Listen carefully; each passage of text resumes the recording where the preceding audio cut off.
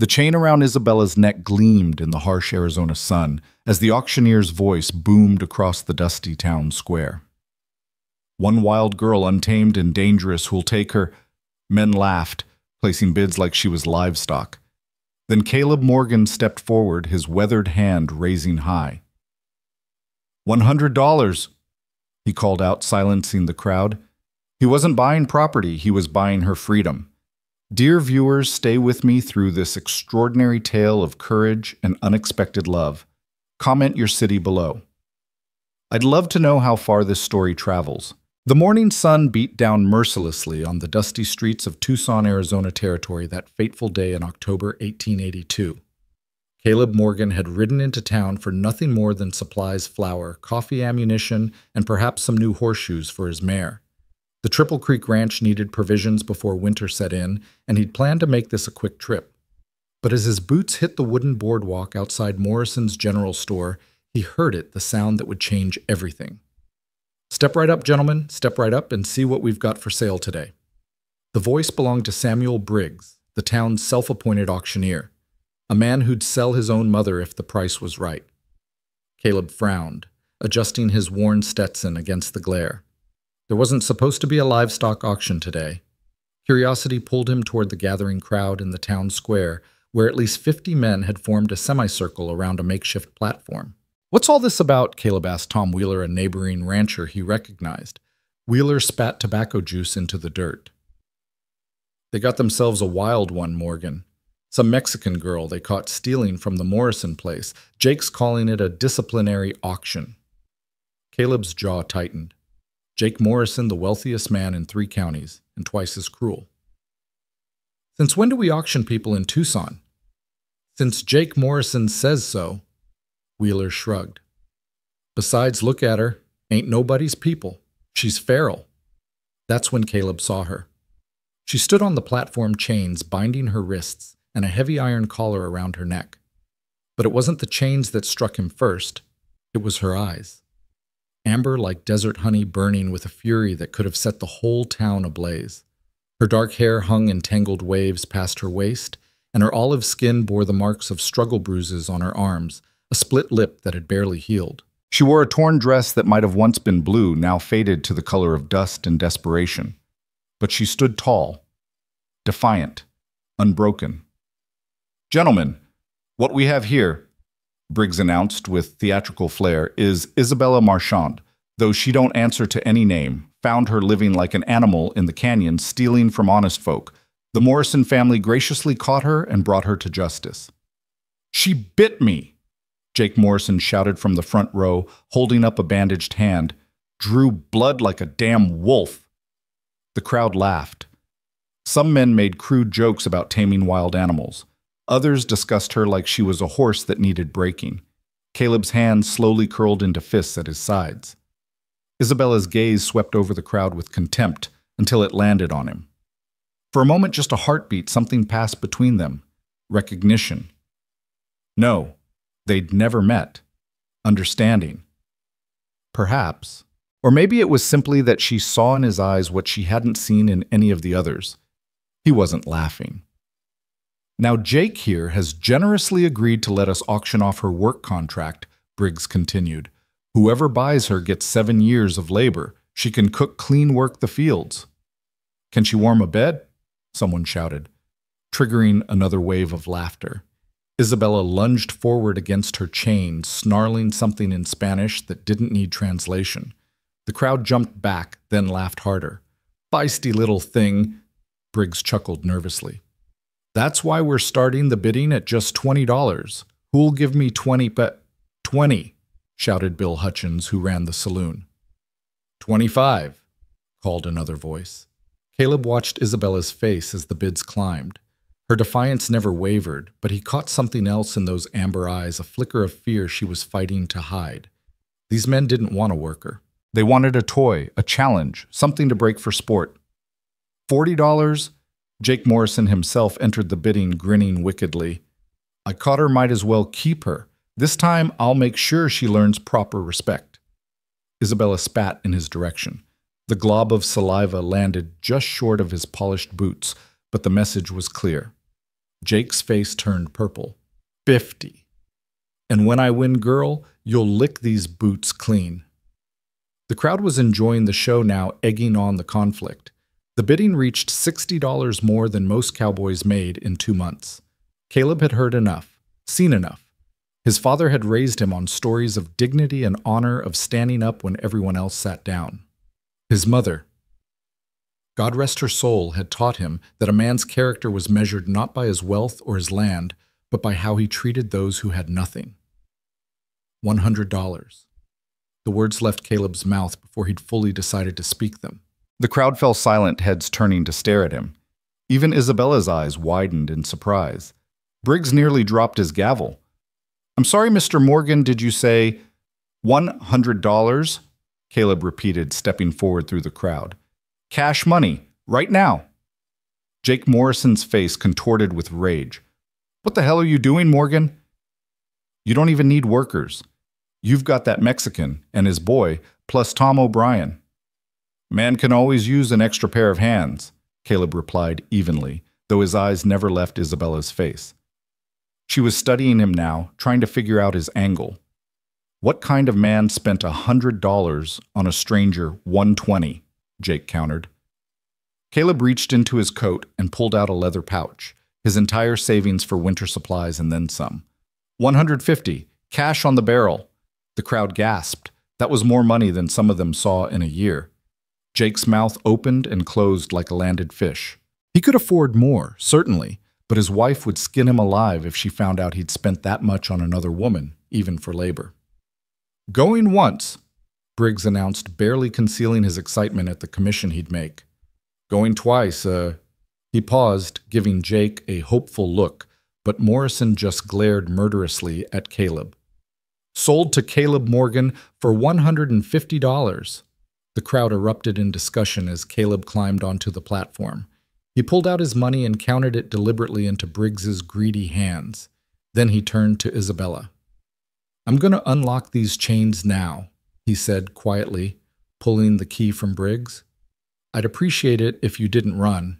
Not because you can't, but because I'd like to talk to you first." She tilted her head, studying him like a wildcat might study a hunter, wary, calculating, ready to strike if needed.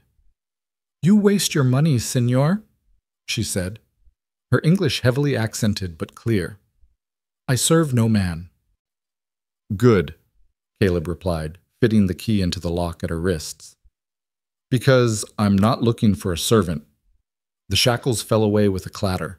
He moved to the collar next, and as he worked the lock, he was close enough to smell the desert on her sage and sand and something wild.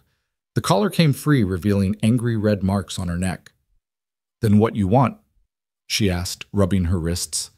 Before Caleb could answer, Jake Morrison shouldered his way onto the platform. "You just made the biggest mistake of your life, Morgan. That wild animal will rob you blind and slit your throat in your sleep." "If she does, that'll be between her and me," Caleb replied calmly. "Now, if you'll excuse us, I need to get my employee to the ranch." "Employee?" Jake scoffed.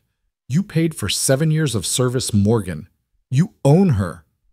Isabella tensed, and Caleb saw her hand move toward where a knife might have been hidden if she'd had one. He stepped slightly between her and Morrison. "I paid to get her off this platform and away from men like you," Caleb said, his voice dropping to a dangerous quiet. "The paper might say 7 years, but as far as I'm concerned, she's free to leave whenever she wants." "You're a fool, Morgan." "Maybe. But I'm a fool who sleeps sound at night. Can you say the same?" Jake's hand moved toward his gun, but stopped when he noticed several of Caleb's ranch hands had mysteriously appeared in the crowd, Tom O'Brien built like an oak tree, and Miguel Castellanos, whose hand rested casually on his own pistol. "This isn't over," Jake hissed. "It is for today," Caleb replied. He turned to Isabella and to everyone's surprise offered her his arm like she was a lady at a Sunday social. "Shall we?" Isabella looked at his offered arm like it might be a trap. Then with a proud tilt of her chin that made several men in the crowd mutter about uppity women, she walked past him without taking it, heading toward where the horses were tied. Caleb couldn't help but smile slightly as he followed her. This was going to be interesting. The crowd parted as they walked through, some men grumbling about wasted money, others placing bets on how long before she'd run off or kill him. Isabella kept her head high, her stride confident despite her bare feet on the hot dirt. When they reached Caleb's horse, a solid bay gelding named Brick, she stopped and turned to him. "Why?" she asked simply. "Why what?" "Why you pay so much for someone you don't know? You want something. All men want something." Caleb untied Brick's reins, considering his answer. "My mother used to say that we're all just a few bad breaks away from being the person everyone else walks past. Today you needed someone to not walk past. That's all." "That's all," she repeated skeptically. "Look, miss, Isabella was it? I've got a ranch about 3 miles north of here. You're welcome to come work there, actual work for actual pay. Or if you prefer, I can give you supplies and you can go wherever you want. But standing here in the town square probably isn't the best idea right now." She glanced back at the dispersing crowd where Jake Morrison still stood glaring at them. "You really let me go? That's what you want? And if I come to your ranch, then you'll have a roof over your head, 3 meals a day, and honest work with honest pay. Same as my other hands. I don't trust you. Smart. I wouldn't trust me either if I were you." Caleb swung up onto Brick, and then, surprising her again, offered his hand to help her up. "But you might want to make a decision quick. Morrison's gathering his boys." Isabella looked back to see Jake talking animatedly with several rough-looking men gesturing in their direction. Without another word, she grabbed Caleb's hand and let him pull her up behind him on the horse. She sat rigidly, trying not to touch him more than necessary. "Hold on," he advised. "Brick can move when he needs to." "I don't—" She started to protest, but Caleb had already spurred the horse into motion. Instinctively, her arms went around his waist as Brick broke into a gallop. They rode hard for the first mile until the town was well behind them, and Caleb was sure they weren't being followed. Then he slowed Brick to a walk, letting the horse cool down. "You can let go now," he said mildly. Isabella immediately released him, shifting back as far as she could on the saddle. "Your horse is well trained. Had him since he was a colt, raised him myself." Caleb patted Brick's neck affectionately. "He's never let me down." They rode in silence for a while, the desert stretching out around them in waves of red rock and scattered mesquite. The sun was climbing higher, and Caleb could feel the heat from Isabella's body behind him, tense as a coiled spring. "You speak English well," he observed. "My father was French, my mother Mexican. I learned both in English from traders who came to our village." "Where is your village?" Silence, then quietly, "Gone." Caleb didn't push. He knew that tone, the sound of a door closing on memories too painful to revisit. They rode on, and he pointed out landmarks as they went, partly to fill the silence and partly to help her get her bearings if she decided to run. "That's Table Rock Mountain to the east. Good hunting up there, deer, rabbits. The river runs along the western border of my land. Water year-round, even in drought years. And that," he pointed ahead, "is Triple Creek Ranch." Isabella leaned slightly to see around him, and Caleb heard her small intake of breath. The ranch spread out before them in the valley, a modest but well-built main house with a wide porch, a large barn, several corrals, and a bunkhouse for the hands. Horses grazed in the nearest pasture, and cattle dotted the hills beyond. It wasn't the biggest ranch in the territory, but it was clearly prosperous and well-maintained. "You live here alone?" she asked. "Me and 3 hands. Tom O'Brien. You'll meet him, he's my foreman. Miguel Castellanos and his son Billy. Good people, all of them." As they rode up to the main house, Tom emerged from the barn, his massive frame casting a long shadow. His eyes widened when he saw Isabella, but to his credit, he just touched the brim of his hat. "Boss, ma'am." "Tom, this is Isabella. She'll be staying with us for a while. Can you ask Miguel to set another place for dinner?" "Sure thing." Tom's eyes flickered with curiosity, but he knew better than to ask questions. "I'll get the spare room in the house ready." "No?" Isabella said, quickly sliding down from the horse before Caleb could help her. "I don't sleep in your house." Caleb dismounted as well, studying her carefully. "The bunkhouse, then, with the hands?" She shook her head. "The barn. I sleep in the barn." Tom and Caleb exchanged glances.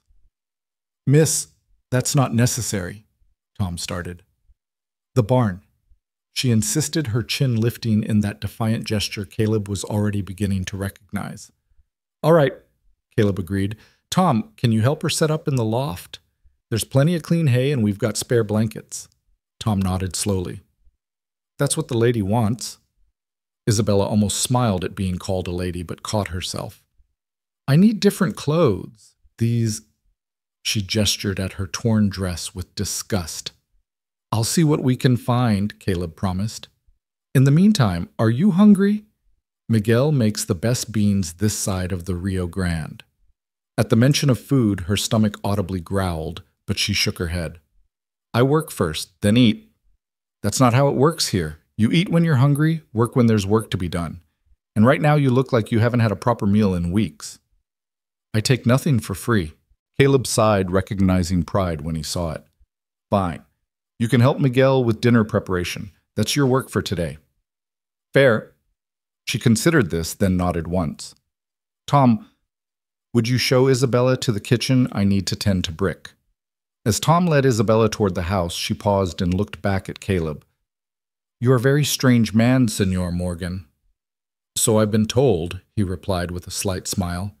He watched them go, then turned to his horse, running his hands along Brick's flanks, checking for any stones in his hooves. The horse nickered softly. I know, boy, Caleb murmured. I might have just complicated our lives something fierce, but you didn't see her eyes, proud and scared and fierce all at once. Couldn't just leave her there. From the kitchen window, Miguel Castellanos watched the new arrival with interest.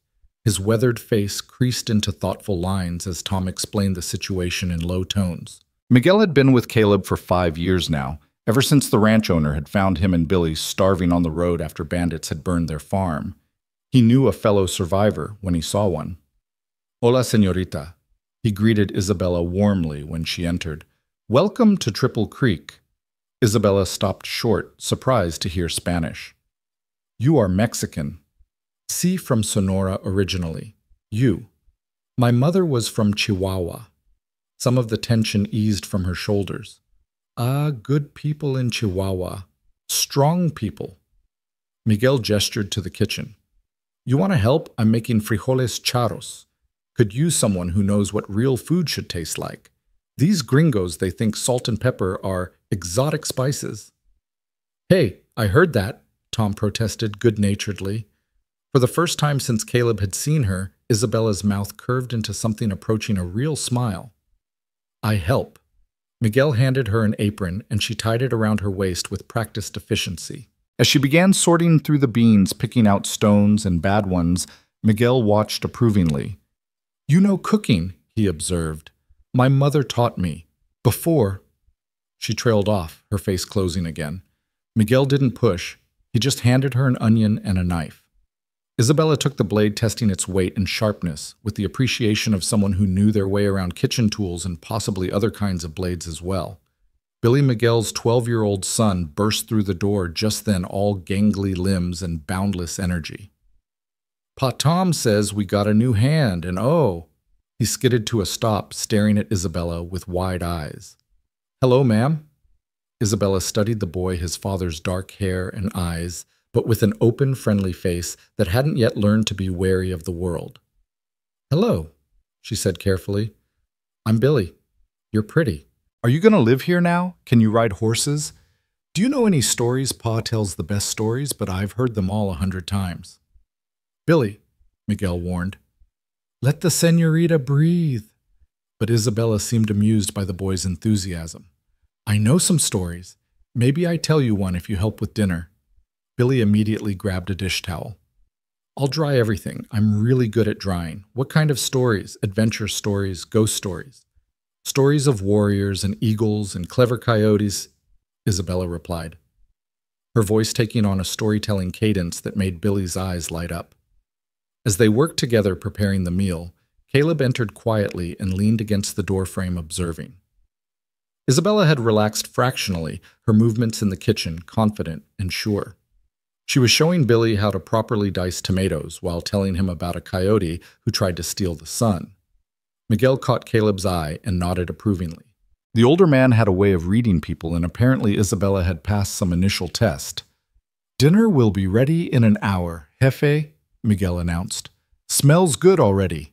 Isabella, when you're done here, Tom can show you the barn, help you get settled. She looked up from the tomatoes, that wariness creeping back into her eyes. I can find it myself. I'm sure you can. But Tom knows which stalls are empty, where the clean blankets are stored, where the water pump is. Unless you'd prefer to figure it all out yourself. She considered this, then nodded reluctantly. Okay. After dinner, during which Isabella ate like someone who wasn't sure when the next meal would come, despite Caleb's assurances, Tom led her to the barn. It was a solid structure, well-maintained, smelling of hay and horses and leather. Several horses nickered softly as they entered. Loft's up there. Tom indicated a ladder leading to the hayloft. It's warm and dry. Sometimes I sleep up there myself when the snoring in the bunkhouse gets too loud. Isabella climbed up to investigate. The loft was spacious with bales of hay stacked along one wall and a clear area where someone could make a comfortable enough bed. A window at each end provided ventilation and light. This is good, she said, coming back down. Tom showed her where blankets and other supplies were kept, then hesitated. Miss Isabella, can I speak plain? She nodded warily. The boss is a good man. Best I've worked for. He says you're free to go whenever you want, he means it. But if you're staying, we look out for each other here. That includes you now. I look out for myself. Fair enough, but the offer stands. Tom touched his hat brim again and left her to get settled. Isabella stood alone in the barn, listening to the horses shift in their stalls, the familiar sounds oddly comforting. She climbed back up to the loft and began arranging the hay into a bed shape, spreading out the blankets Tom had left. As the sun set, painting the sky in shades of orange and purple, she could see through the loft window. Isabella sat on her makeshift bed and tried to process the day. This morning she'd been in chains, certain she was facing either death or worse. Now she was, what, free? It didn't feel like freedom, not yet, but it didn't feel like captivity either. A soft whistle from below made her tense. She peered over the edge to see Caleb standing there holding something. Didn't mean to startle you. Thought you might want these. He held up a bundle of clothes. They're probably too big. They're some of Billy's old things from when Miguel first got here before the boy hit his growth spurt. But they're clean and whole. Isabella climbed down and took the bundle pants, 2 shirts, and a jacket. Working clothes, practical and sturdy. Thank you. There's also this. Caleb pulled out a leather sheath with a knife. Everyone on the ranch carries one, for work, he added at her sharp look. Cutting rope, trimming hooves, that sort of thing. Isabella took the knife, sliding it from the sheath to examine the blade. It was good steel, sharp and well-maintained. You arm someone you don't trust. Who says I don't trust you? I did. I said I don't trust you. That's different and fair, but I judge people by their actions, not their circumstances. So far you haven't done anything to make me distrust you. I was stealing from Morrison's store. That's why they caught me. Were you hungry? She nodded. Then you were surviving. That's different from stealing. Isabella sheathed the knife, holding it like it was worth more than gold. You are either very kind or very stupid, Senor Morgan. Probably both. Get some rest. Tomorrow, if you're willing, I'll show you around the ranch and we can figure out what work suits you best. He turned to go, but her voice stopped him. Why you really do this truth now? Caleb paused at the barn door, silhouetted against the last light of day. My mother was from Ireland, came here during the famine with nothing but the clothes on her back. People called her names, said she was dirty, lazy, a thief. My father saw past that. He saw her. He looked back at Isabella. Today I saw you, that's all. He left before she could respond, closing the barn door quietly behind him. Isabella stood there for a long moment, the knife in her hands, his words echoing in the quiet barn. Then she climbed back up to her loft, tucked the knife under her makeshift pillow, where she could reach it quickly, and lay down to attempt sleep. But sleep wouldn't come easily. Every sound made her tense, the creak of wood settling, horses shifting in their stalls, wind rattling the windows. Several times she sat up, hand on the knife, certain someone was coming for her. But each time the threat was only in her mind. Around midnight she heard footsteps approaching the barn and went rigid. The door opened slowly and she gripped the knife, ready to fight. but it was only Billy carrying something. "Miss Isabella," he whispered, "you awake?" She peered over the loft edge. "What you want, Niño?" "I brought you something. Pa said you might be cold." He held up a thick woolen blanket, one that looked considerably warmer than what she had. "It's my extra one. Pa says I don't need two, and you're skinnier than me, so you probably get colder." Something in Isabella's chest tightened at the boy's simple kindness. She climbed down and accepted the blanket. "Gracias, Billy." Also, he reached into his pocket and pulled out something wrapped in cloth. "I saved you some cornbread from dinner, in case you get hungry at night. I always get hungry at night." Isabella took the cornbread, her throat suddenly tight. When had anyone last shown her kindness without wanting something in return? "You are good boy." Billy beamed. "Will you tell me another story tomorrow?" "The one about the coyote was really good." "See, I tell you about the eagle who flew too close to the sun." "That sounds exciting." "Good night, Miss Isabella." "Buenas noches, Billy." After he left, Isabella climbed back to her loft, wrapped herself in Billy's warm blanket, and ate the cornbread, slowly savoring each bite. Outside, she could hear the distant howl of coyotes, the sound that had been her only company for so many months in the wilderness. But tonight it didn't sound lonely. Tonight it sounded like freedom might actually be possible. She thought about Caleb Morgan, this strange man who paid a fortune for a stranger and asked nothing in return. Men always wanted something. She'd learned that lesson painfully and repeatedly. But maybe, just maybe, some men only wanted to do the right thing. Time would tell. She'd stay alert, ready to run at the first sign of danger or deception. But for tonight, for the first time in longer than she could remember, Isabella Marchand allowed herself to relax just a fraction. She was fed, she was warm, and she had a knife within reach. Tomorrow would bring whatever it brought. But tonight, she was safe. As sleep finally began to claim her, she heard the soft sound of a guitar from the bunkhouse, Miguel playing some melody from home. The familiar sounds of Spanish music drifted through the night air, and Isabella found herself humming along softly, remembering her mother's voice singing these same songs while cooking dinner or mending clothes. She'd been running for so long, she'd forgotten what it felt like to be still, to be somewhere that didn't require constant vigilance. Her hand relaxed its grip on the knife, though she kept it close. Through the loft window, stars sprawled across the desert sky like scattered diamonds. The same stars that had watched her flee her burning village, that had guided her through countless nights of hiding and running. But tonight they seemed different somehow, less like cold observers and more like old friends.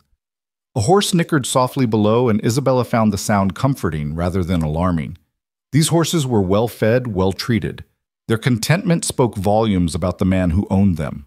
Her father had always said you could judge a man by how he treated his animals. The memory of her father made her chest ache. He'd been a good man, too kind and generous, always helping neighbors, even when they had little to spare. That kindness had gotten him killed when the bandits came.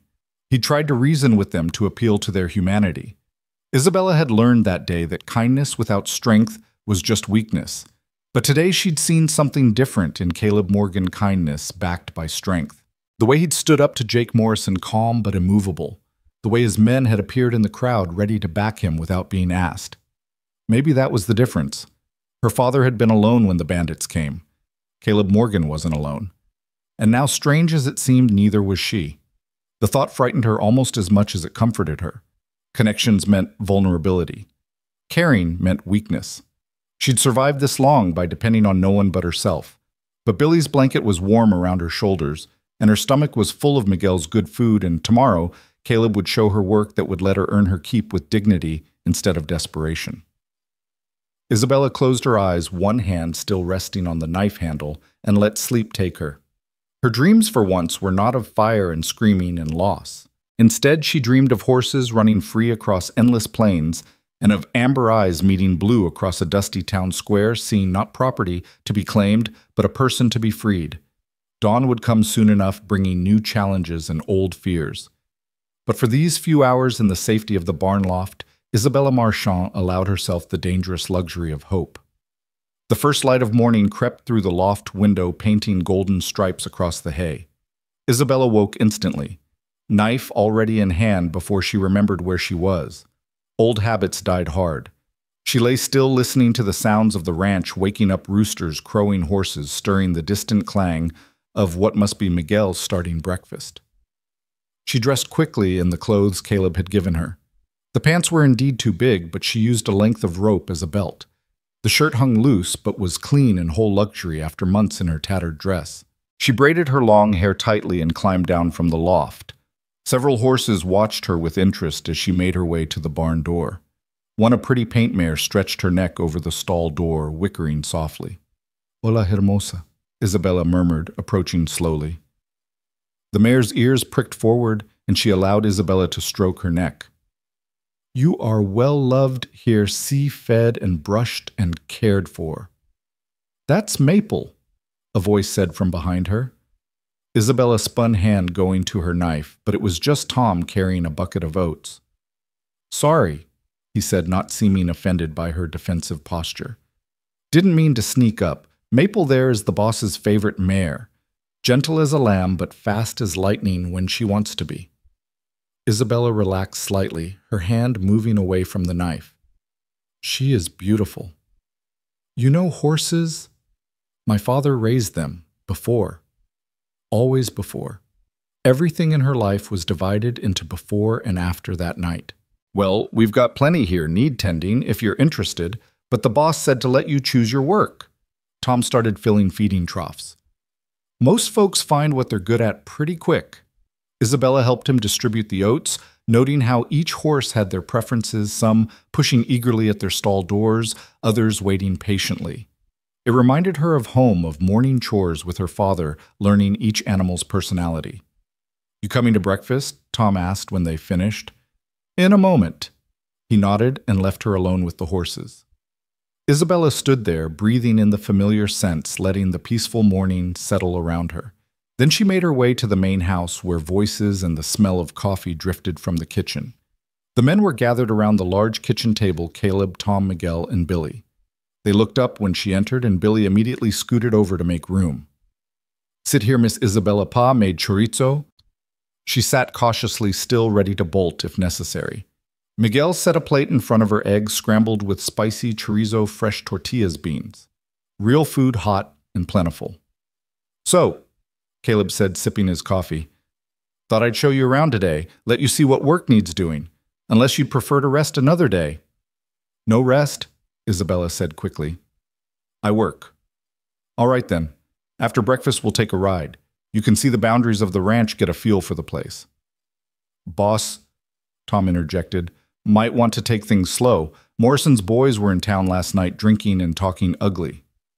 Caleb's expression darkened slightly. "Talking about what?" "About how you stole what was rightfully his. About teaching you a lesson." Isabella tensed. "I bring trouble to you. I should go." "No," Caleb said firmly. "You don't run from bullies like Jake Morrison. That just makes them bolder." He looked at each of his men. "Anyone who's uncomfortable with the situation is free to leave, no hard feelings." Tom snorted. "Been with you 5 years, boss, not leaving now." "Morrison don't scare me none," Miguel added. "Seen worse than him in Sonora." "Are we going to have a fight?" Billy asked, more excited than scared. "Like in the dime novels." "Hopefully not," Caleb said. "But we stay alert. Nobody rides alone for a while." After breakfast, Caleb saddled Brick and Maple. Isabella watched him work, noting his gentle efficiency with the animals. "Can you ride?" he asked. "Yes." She didn't elaborate, but she'd practically lived on horseback during her months of running. "Maple's yours to use while you're here." Isabella stroked the mare's neck, something warming in her chest at the trust being shown. "She is a valuable horse." "She is, but she needs exercise, and I think you two will get along." They mounted up and rode out, Caleb pointing out landmarks and boundaries. The Triple Creek Ranch covered nearly 3,000 acres, not huge by territorial standards, but respectable. It had good water, decent grazing, and was strategically located along a valley that provided natural protection from the worst of the desert weather. "Started with just 500 acres, Caleb explained as they paused on a rise overlooking the property. "Built it up over 8 years. Every acre earned honest." "No wife to share it with?" Isabella asked. Then immediately regretted the personal question, but Caleb didn't seem to mind. "Was engaged once." She decided the city life in San Francisco suited her better than ranch life in Arizona. He shrugged. Can't say I blame her. It's not an easy life out here. But you stay. This is home. Where else would I go? They rode on, and Caleb showed her where the property lines were, which neighbors were friendly and which were best avoided. He explained the seasonal patterns of work branding in spring drives to market, in fall constant mending and tending between. What work you need most? Isabella asked as they watered the horses at a stream. Honestly, someone who can help Miguel with the household work and cooking, but also ride and rope when we need extra hands with the cattle. Someone versatile. I can do this. I figured you might. He studied her. You've been on your own a while. It wasn't really a question, but she nodded anyway. Must have been hard. I survive. Surviving and living aren't the same thing. Isabella looked at him sharply. You think I don't know this? I think you know it better than most. His blue eyes were understanding rather than pitying. I'm just saying maybe it's time to try living again. Before she could respond, the sound of approaching horses made them both turn. 3 riders were coming fast from the direction of town. Caleb's hand moved to his rifle, but then he relaxed slightly. It's Sheriff Watson. The sheriff and his 2 deputies rode up dust, swirling around them. Watson was a grizzled man in his 50s, fair but careful not to antagonize the powerful ranchers who essentially paid his salary. Caleb, he greeted with a nod. Miss. His eyes lingered on Isabella with curiosity. Sheriff, what brings you out here? Sir, Jake Morrison filed a complaint. Says you harbored a fugitive and stole his legal property. Isabella's hand inched toward her knife, but Caleb's slight headshake stopped her. She's not a fugitive, Caleb said calmly, and she's not property. I paid for her work contract fair and square in front of 50 witnesses. That's what I told him, but he insists she be returned to face charges for theft and assault. She bit him when he was trying to force her into chains. That's self-defense, not assault. And she took food because she was starving. Any judge would throw those charges out. Watson sighed. You're probably right, but Morrison's pushing hard. He wants her arrested and tried. Then he can push all he wants. She's under my protection now. The sheriff studied them both, then seemed to make a decision. Miss, what's your name? Isabella lifted her chin. Isabella Marchand. Are you here of your own free will? Yes. Caleb Morgan treating you fair, Yes. Watson nodded. Then as far as I'm concerned, this is a civil matter. Morrison can take it up with a judge if he wants. He turned his horse. But Caleb, watch yourself. Morrison's not one to let things go. After the sheriff left, they rode back toward the ranch in thoughtful silence. As they crested the last hill before home, they saw a rider waiting by the main house. Not one of their people. It was a woman Mexican, perhaps in her early 20s. She sat her horse nervously, looking ready to bolt. But when she saw Isabella, her face lit up with joy and disbelief. Isabella, Dios mío, Isabella! Isabella went rigid in her saddle. Rosa. The woman practically flew from her horse, and Isabella dismounted just in time to be engulfed in an embrace. The 2 women clung to each other, speaking rapid Spanish that Caleb couldn't quite follow. When they finally separated, both had tears on their faces. Isabella turned to Caleb, her expression more open than he'd ever seen it. This is Rosa, my sister. I thought she was dead. Rosa gripped Isabella's hands tightly. I thought the same of you. When the bandits came, when the village burned, I searched everywhere. How did you find me? I heard talk in Tucson about a wild woman being sold. The description... Rosa touched Isabella's face gently. I knew it had to be you. Caleb dismounted, giving the sisters space. Rosa, you're welcome to stay as long as you need. Miguel will set another place for dinner. Rosa looked at him with surprise and gratitude.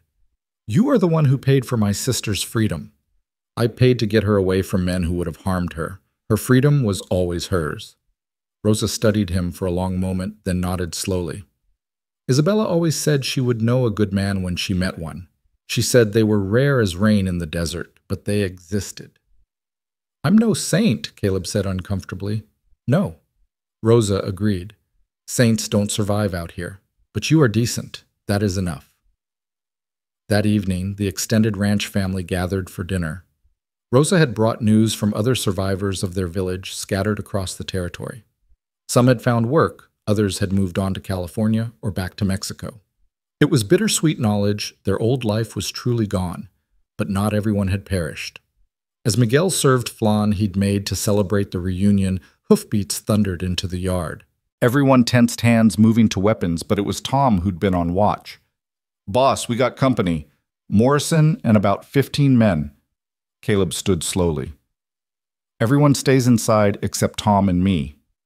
"Like hell, Sayid," Isabella said, standing as well. "This is my fight."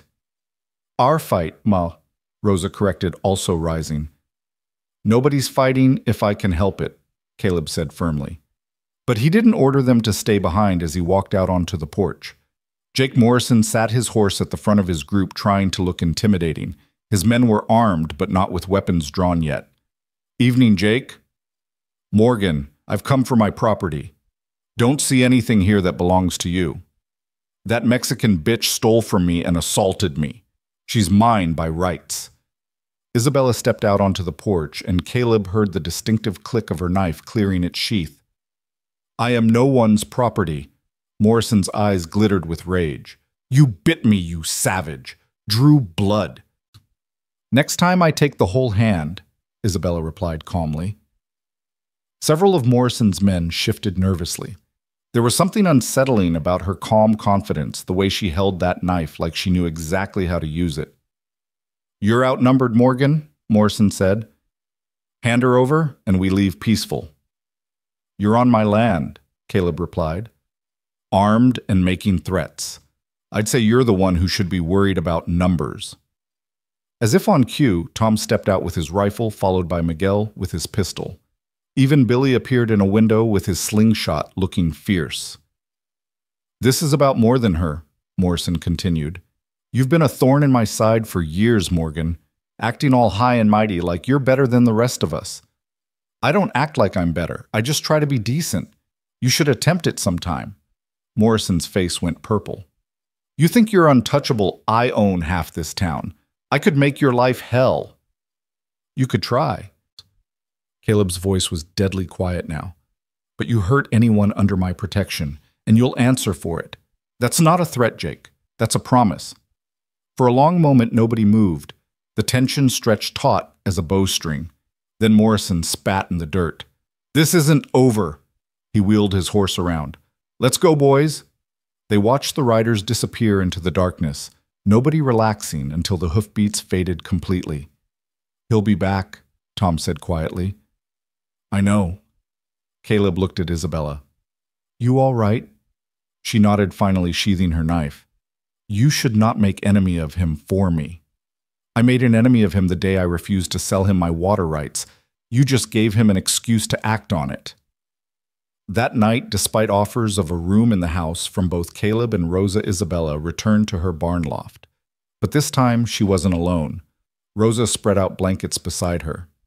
"You don't have to stay," Isabella said. "You're my sister. Where else would I be?" They lay in the darkness, listening to the night sounds of the ranch. "This Caleb Morgan," Rosa said eventually. "He is not what I expected." "No," Isabella agreed. "He is different. The way he looks at you. He looks at me like a person, nothing more." "If you say so." Rosa's voice held a smile. Isabella was grateful for the darkness that hid her flush. She hadn't acknowledged even to herself the way something in her chest fluttered when Caleb's eyes met hers. It was foolish, dangerous. She was here to work to earn her keep, nothing more. But as she drifted toward sleep, she thought about how he'd stood between her and Morrison's men. Not like she was property to be protected, but like she was someone worth defending. The difference mattered more than she could articulate. Tomorrow would bring new challenges. Morrison wouldn't give up easily. But tonight, Isabella had a full belly, a warm bed, her sister beside her, and people willing to stand with her against the darkness. For someone who'd been running alone for so long, it was almost overwhelming. But as Rosa's breathing deepened into sleep and the familiar sound of horses settling for the night surrounded her, Isabella allowed herself a small private smile. She'd been called wild, untamable, dangerous. And maybe she was all those things.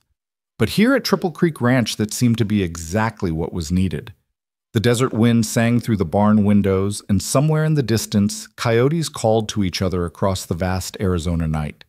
Isabella listened to their song and understood it differently now.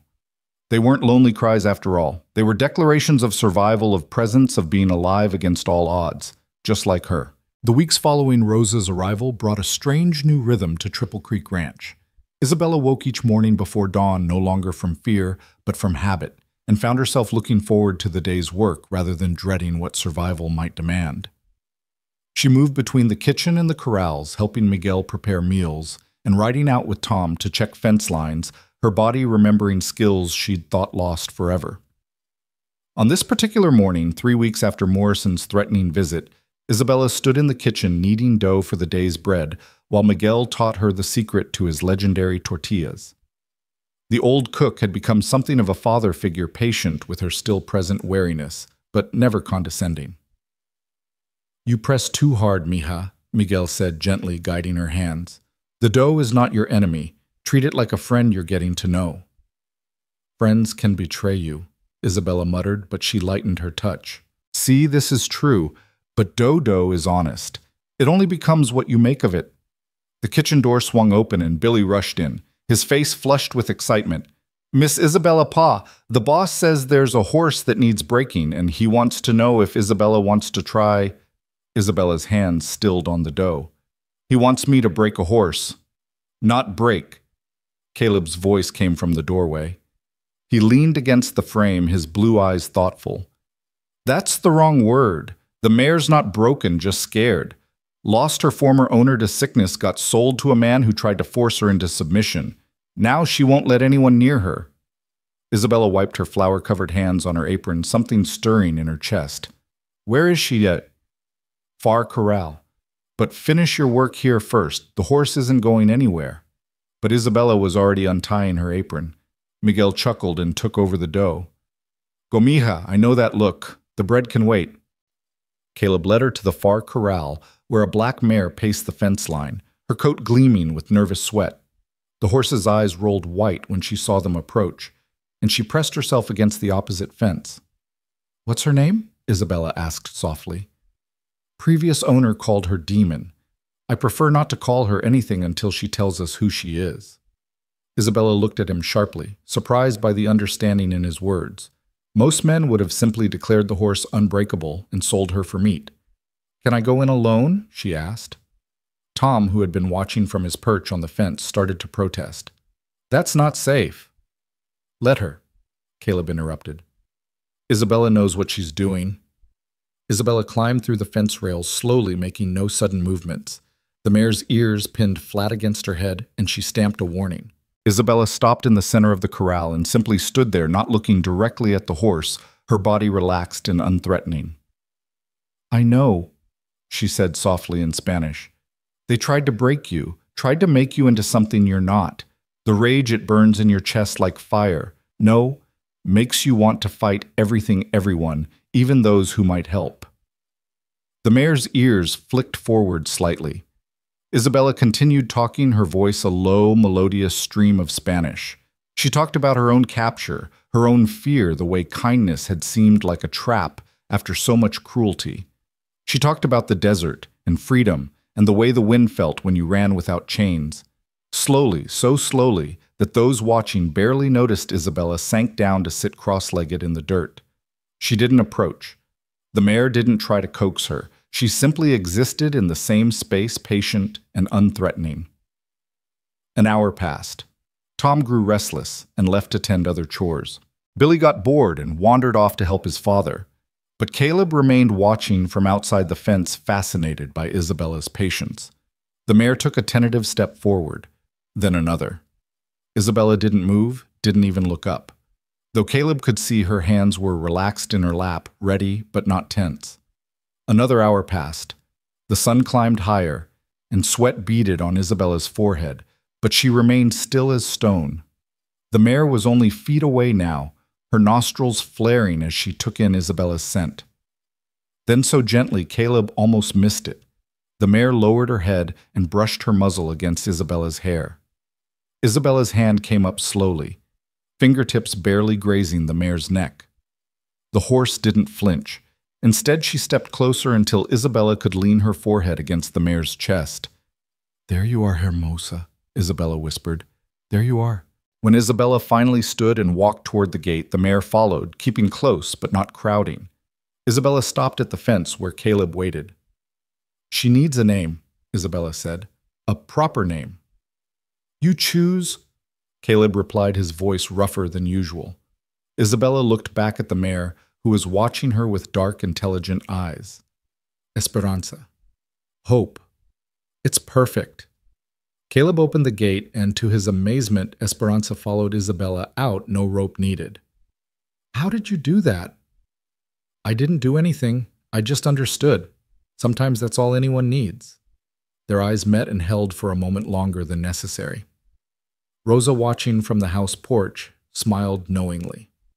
That evening, as they all gathered for dinner, the conversation was livelier than usual. Isabella had begun to contribute to the stories and jokes, her guard lowering incrementally each day. She was teaching Billy Spanish curse words when his father wasn't listening, and the boy was teaching her American card games in return. "You should have seen it," Tom was telling Rosa. "That mare was mean as a rattlesnake this morning, and by afternoon she was following Isabella around like a puppy." "Isabella has always been good with wild things," Rosa said, her eyes twinkling. "They recognize one of their own." "Takes one to know one," Caleb agreed, and Isabella threw a piece of bread at him, which he caught with a grin. It was the first truly playful thing she'd done, and everyone noticed. The atmosphere in the room shifted, became warmer somehow, like a family settling into new rhythms. Later that night, Caleb found Isabella in the barn brushing Esperanza's coat. The mare stood perfectly still, eyes half closed in contentment. "You missed the rest of dinner," he said, holding out a plate he'd saved for her. "I wanted to make sure she was settled." Isabella took the plate gratefully. "Thank you." "For the food or for trusting you with the horse?" "Both." Caleb leaned against a stall door watching her eat. "You're different than when you first came here." Isabella paused mid-bite. "Different how?" "You smile now, sometimes, and you don't keep your hand on your knife every moment." She looked down at the knife on her hip, then back at him. "I still don't trust easily." "Good. Trust should be earned." He straightened. "Speaking of which, I need to warn you about something. There's a barn dance in town this Saturday. The whole county usually attends. So Morrison will be there. And he's been spreading rumors about you, calling you dangerous savage, a thief." "Some people believe him." Isabella's jaw tightened. "Then I won't go." "That's what he wants, for you to hide to seem guilty." Caleb moved closer. "I think you should go. Show them who you really are." "And who is that?" "A survivor. A woman who can gentle a horse everyone else gave up on. Someone who makes Miguel laugh and teaches Billy songs and brings light to a ranch that was getting too set in its ways." Isabella stared at him, her breath catching. "You see all that?" "I see you," he said, simply echoing his words from that first night. "The question is whether you're ready to let others see you too." Before Isabella could answer, Tom's voice rang out from outside. "Boss riders coming, looks like trouble." Caleb and Isabella rushed outside to find not Morrison's men, but a different group. 5 riders' badges glinting in the moonlight. Federal marshals. The lead marshal, a stern-faced man with steel gray hair, dismounted. "Caleb Morgan." "That's me." "Marshal Stevens. We're investigating reports of illegal trafficking of Mexican nationals. We've been told you're harboring fugitives." Isabella stepped forward, but Caleb put a hand on her arm. "These women are here legally, Marshal. They're employed paid fair wages. We'll need to verify that. Papers." Isabella's heart sank. She had no papers, no proof of her right to be anywhere. In the chaos of her village's destruction, everything had been lost. "I can vouch for them," Caleb said firmly. "Your word isn't enough, Mr. Morgan. We'll need documentation, or they'll need to come with us." Rosa clutched Isabella's hand. They both knew what "coming with us" meant: deportation at best, imprisonment at worst. "Wait," a new voice interrupted. Miguel stepped forward, a leather folder in his hands. "I have something." From the folder, he produced 2 sets of papers, aged but official-looking. Employment contracts, signed and witnessed 3 years ago in Sonora. These women have been under my employ, and when I came to work for Senor Morgan, they came with me. Marshal Stevens examined the papers carefully. They looked authentic, complete with official seals and signatures. Of course, they'd been forged just last week by Miguel's cousin in Tucson, but the marshal didn't need to know that. These seem to be in order, Stevens said reluctantly. But we'll be checking back. Any trouble from these women and they're gone. After the marshals left, Isabella turned to Miguel. You risked yourself for us. Miguel shrugged. Familia is familia. Besides, those papers are very good. My cousin, he's an artist with documents.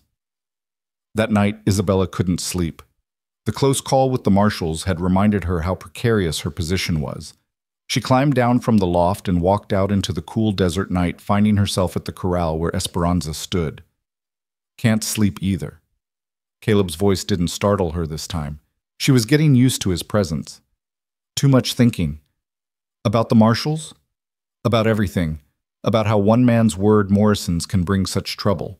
About how papers matter more than truth. Caleb moved to stand beside her at the fence. That's the world we live in, unfortunately. But we'll face it together. Why do you care so much? Really? Not the story about your mother, the truth. Caleb was quiet for a long moment, then spoke softly. Because the first time I saw you in chains on that platform, refusing to bow, even when everything was against you, I saw strength I'd never witnessed before. And I thought if someone that strong is fighting that hard to be free, the least I can do is help clear the path. Isabella turned to look at him, moonlight catching the angles of his face. And if I bring danger to you, to everyone here, then we face that too, together. I don't know how to be together with anyone. I've been alone too long. You're learning, we all are. A coyote howled in the distance and Esperanza nickered softly.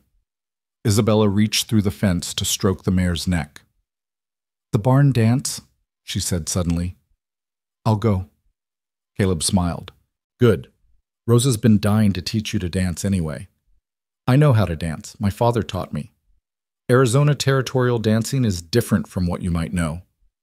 Everything here is different. She paused. But maybe different is not bad.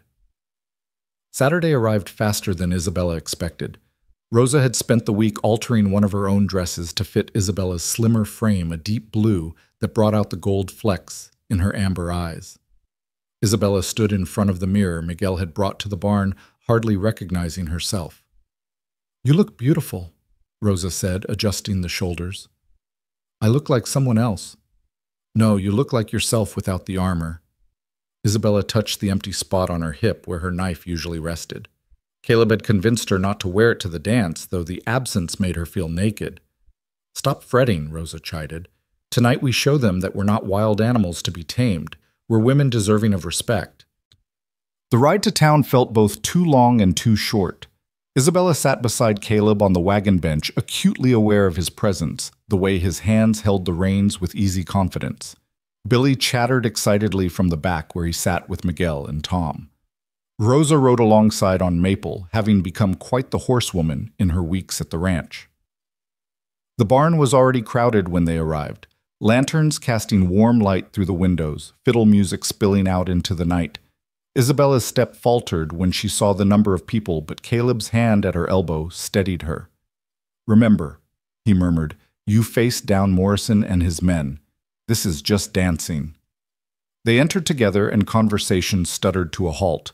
All eyes turned to Isabella, some curious, some hostile. She saw Morrison across the room, his face darkening at her presence.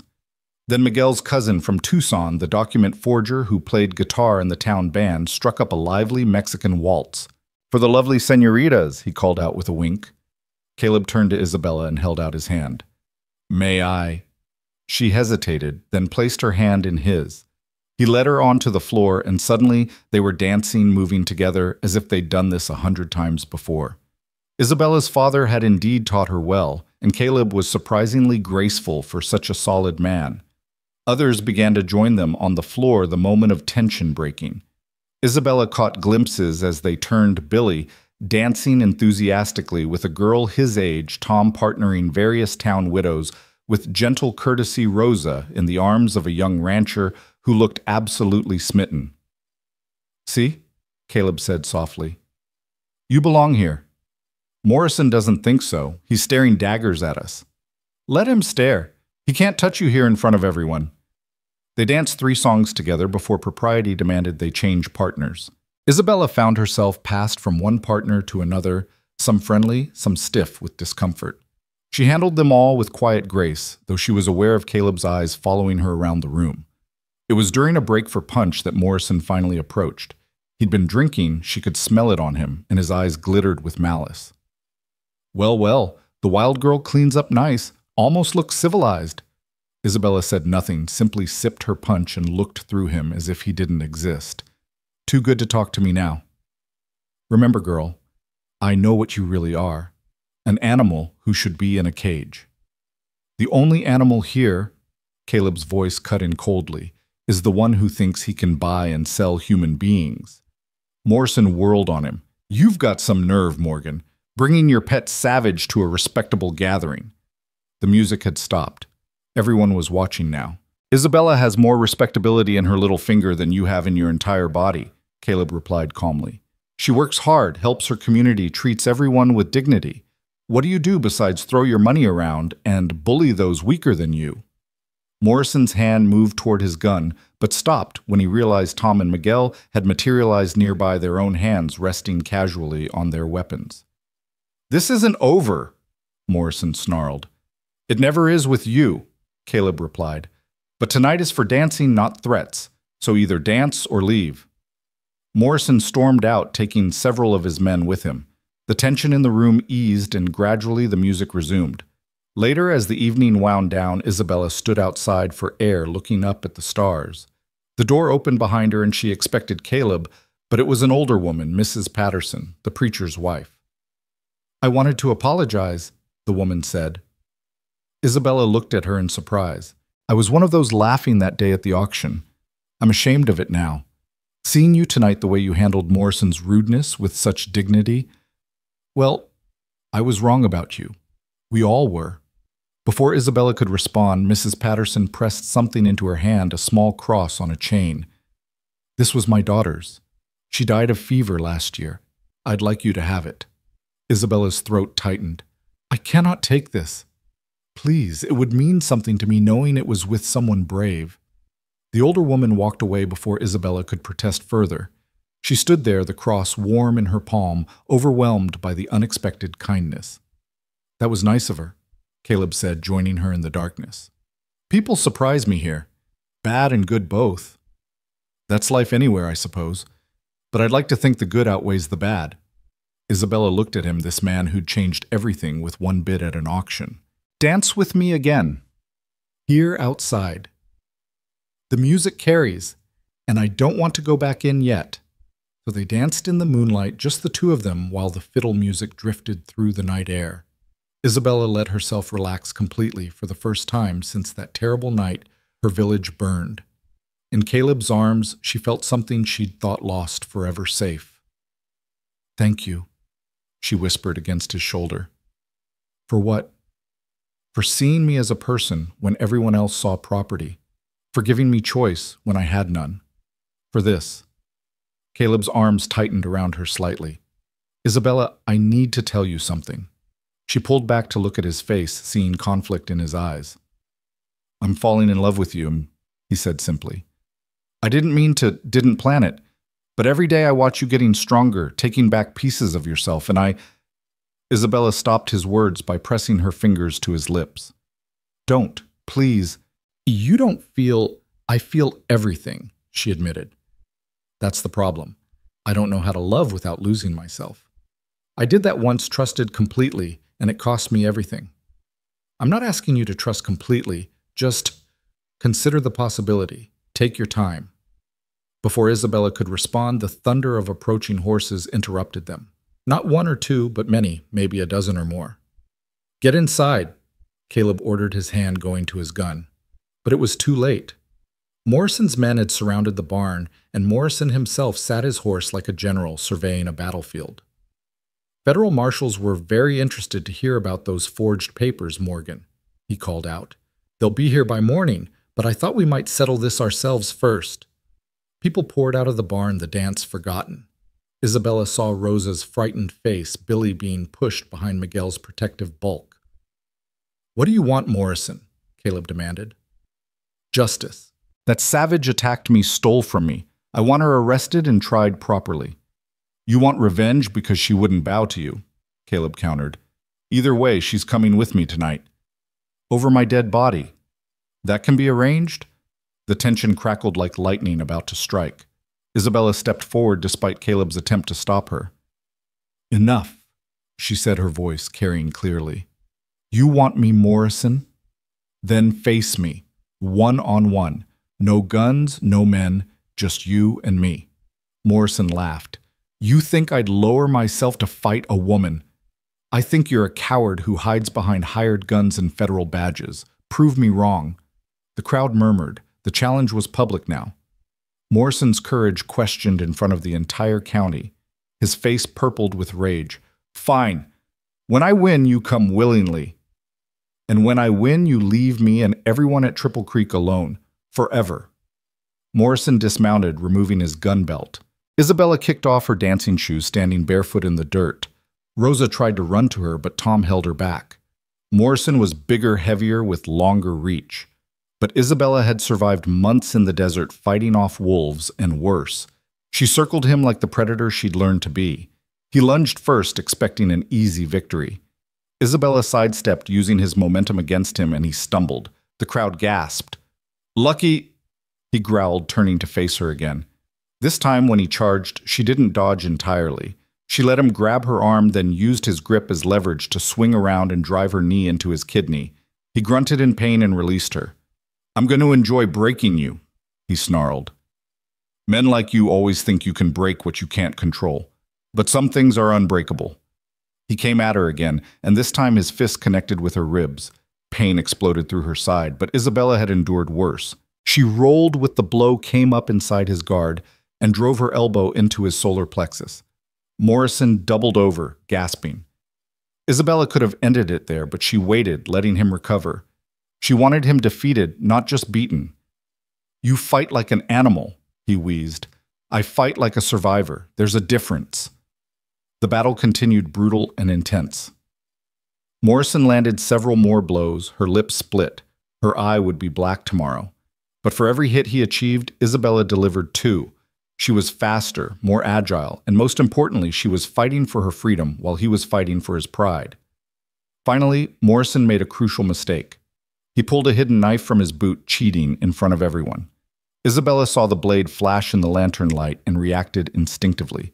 She grabbed his wrist, twisted with all her strength, and the knife went flying. In the same motion, she swept his legs and he crashed to the ground. Before he could rise, Isabella had the knife at his throat. Yield, she said quietly.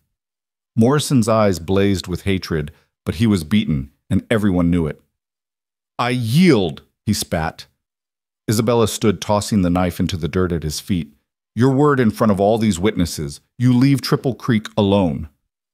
Fine, Morrison growled, getting to his feet. His men helped him onto his horse. As they prepared to ride out, he turned back. This isn't over, Savage, not by a long shot. After they were gone, Isabella's legs gave out. Caleb caught her before she hit the ground, lifting her gently. I'm fine, she protested. You're magnificent, he corrected. But you're also hurt. Let's get you home. The ride back to Triple Creek was quiet, Isabella drifting in and out of consciousness against Caleb's shoulder. She woke fully when they arrived, finding herself in the main house for the first time, laid out on the parlor sofa while Rosa tended her injuries. You were so brave, Rosa said, tears in her eyes. So stupid, but so brave. I had to show them, Isabella murmured. Had to show everyone that we're not victims. You showed them, Caleb confirmed from where he stood by the fireplace. The whole county will be talking about this for years. Miguel appeared with his medical supplies. He'd learned field medicine during the range wars. As he cleaned her cuts, he shook his head. You fight like my grandfather. He was Apache on his mother's side. Never backed down from anything. Did he win? Isabella asked. Sometimes, But winning wasn't the point. Standing up was. Billy burst through the door, eyes wide. Is she okay? That was amazing. You were like something out of a story. Can you teach me to fight like that? Billy, Miguel scolded. But Isabella smiled, reaching out to ruffle the boy's hair. When I heal, I teach you to defend yourself, but only defend, never attack, promise. Promise. As the others fussed over her, Caleb stood back watching. Isabella caught his eye and saw something there that made her heart race, pride, concern, and something deeper. Later, when the others had gone to bed and Isabella insisted on returning to her barn loft despite protests, Caleb helped her climb the ladder. Every movement hurt, but she was determined. You could have been killed tonight, he said quietly. But I wasn't. Morrison won't forget this humiliation. He'll find another way to come at us. Then we face it when it comes. She settled onto her hay bed with a wince. Caleb, what you said earlier before the fight. Forget it. You've been through enough tonight. No, I need to say this. She caught his hand as he turned to go. I'm not ready to say the words back, but I'm not running from them either. Does that make sense? He squeezed her hand gently. Perfect sense. Rest now. Tomorrow will bring what it brings. As he climbed down from the loft, Isabella called after him. Caleb, thank you for letting me fight my own battle. It was never my battle to fight. But Isabella, next time someone pulls a knife, all bets are off. She smiled in the darkness. Fair enough. Alone in her loft, Isabella touched her bruised ribs and split lip badges of honor from a fight that had been about more than just Morrison. It had been about claiming her place in this world that tried so hard to deny her one. Through her window, she could see the main house where Caleb was probably sitting by his fire, worrying about her. The bunkhouse where Tom and Miguel would be discussing the fight in low voices. The room where Rosa slept safe for the first time in so long. Even Billy in his small room, probably too excited to sleep, reimagining the fight with himself as the hero. This was her family now. Not the one she'd been born to, but the one she'd found or that had found her. Morrison could bring federal marshals or hired guns or whatever else he wanted. She wouldn't run, not anymore. Esperanza nickered softly from her stall below, and Isabella smiled. The horse understood. Wild things recognized home not as a place, but as a feeling. The moment when running stopped feeling like freedom and staying stopped feeling like captivity. Isabella closed her eyes, her body aching but her spirit soaring. Tomorrow would indeed bring what it would bring, but tonight she was exactly where she belonged. The desert wind sang through the cracks in the barn walls, carrying the scent of sage and the promise of rain. Somewhere out there, Morrison was nursing his wounds and his hatred planning his next move. But here in this moment, Isabella Marchand was no longer running, no longer just surviving. She was living. And for the first time in longer than she could remember, she was looking forward to tomorrow. Dawn came too soon, bringing with it the sound of thunder that wasn't thunder at all. Isabella jerked awake, her hand immediately going to her knife as the barn shook with the impact of horses. Many horses surrounding the ranch. Through her loft window, she could see them 15 riders, maybe more, arranged in a semicircle around the main house. Jake Morrison sat at their center, but this time he wasn't alone. Federal Marshal Stevens was beside him, his badge glinting in the early morning sun. Isabella dressed quickly, her ribs protesting from last night's fight. Every movement hurt, but pain was an old companion. She climbed down from the loft to find Caleb already in the barn, saddling brick with grim efficiency. How many she asked. 20 at least. Morrison's men and 3 federal marshals. His jaw was tight with controlled anger. They've got papers. Arrest warrant for you and Rosa both. Then we run. No. Caleb turned to her, his blue eyes fierce. We're done running, both of us. Before Isabella could argue, Rosa burst into the barn, Miguel close behind her. They're demanding we come out. They say if we don't, they'll burn the ranch. They wouldn't dare, Tom said, entering with his rifle already in hand. Too many witnesses. Morrison's paid off half the town, Caleb replied grimly. And with federal marshals backing him, he thinks he's untouchable. Isabella felt the familiar cold settling into her bones, the same feeling from the night her village burned. But this time it wasn't fear. It was resolve. I won't let them destroy this place because of me. This place is us, Caleb said firmly. All of us. And we protect our own. The barn door slammed open. Billy stood there 12 years old, but trying to look brave despite his trembling hands. "Pa, they're getting impatient. Morrison says if the women don't come out in 5 minutes, he's coming in." Miguel pulled his son close. "You stay inside, mijo, no matter what happens." "But Pa—" "No arguments." Isabella walked to the barn door and looked out. Morrison had positioned his men strategically, some covering the house, others watching the potential escape routes. The federal marshals looked uncomfortable but determined. This wasn't about law anymore. This was about power and humiliation. "Morgan," Morrison's voice rang out. "Send them out or we're coming in." Caleb stepped out onto the porch of the main house, Tom and Miguel flanking him. "You've got no legal right to threaten this property, Morrison." Marshal Stevens urged his horse forward. "Mr. Morgan, we have warrants for Isabella and Rosa Marchand. They're accused of document forgery, assault, and theft. They need to come with us." "Those documents were verified by your own office," Caleb replied calmly. "The assault was self-defense in front of 50 witnesses, and taking food when starving isn't theft, it's survival. That's for a judge to decide. A judge Morrison owns." Stephen's face darkened. "That's a serious accusation." "It's a serious situation." Isabella had heard enough. She stepped out of the barn, head-high, knife visible at her hip. Rosa followed, equally defiant. The sight of them caused a stir among Morrison's men, some nervous remembering last night's fight. "Let them go," Isabella called out. "This is between Morrison and me." Morrison laughed ugly and triumphant. "Not any more, savage. You humiliated me in front of the whole county. Now you'll hang for it." "You lost a fair fight," Isabella replied. "That's not a crime. Attacking a white citizen is. Forging federal documents is. Fleeing justice is." Morrison's smile was cold. "I've got enough charges to see you both hang twice over." "Over my dead body," Caleb said quietly, but his voice carried. "That's the idea," Morrison replied. Everything happened at once. One of Morrison's men, younger and more nervous than the others, saw Isabella's hand move toward her knife and fired. The bullet went wide, splintering wood near Rosa's head. Tom immediately returned fire, his shot catching the man in the shoulder. "Hold your fire!" Marshal Stevens shouted, but it was too late. The morning exploded into chaos. Isabella grabbed Rosa, pulling her back into the barn as bullets filled the air. Caleb and Tom overturned the water trough for cover, while Miguel disappeared into the house, emerging moments later with more ammunition. "Billy, get to the root cellar!" Miguel shouted, but the boy was already moving, his father's training taking over. From the barn, Isabella could see the battle unfolding. Morrison's men had the numbers, but they were in the open while the defenders had cover. Tom was deadly accurate, keeping several attackers pinned down. Miguel moved like a ghost, appearing at windows to fire before vanishing again. But they were outnumbered 5-1, and Morrison's men were closing in.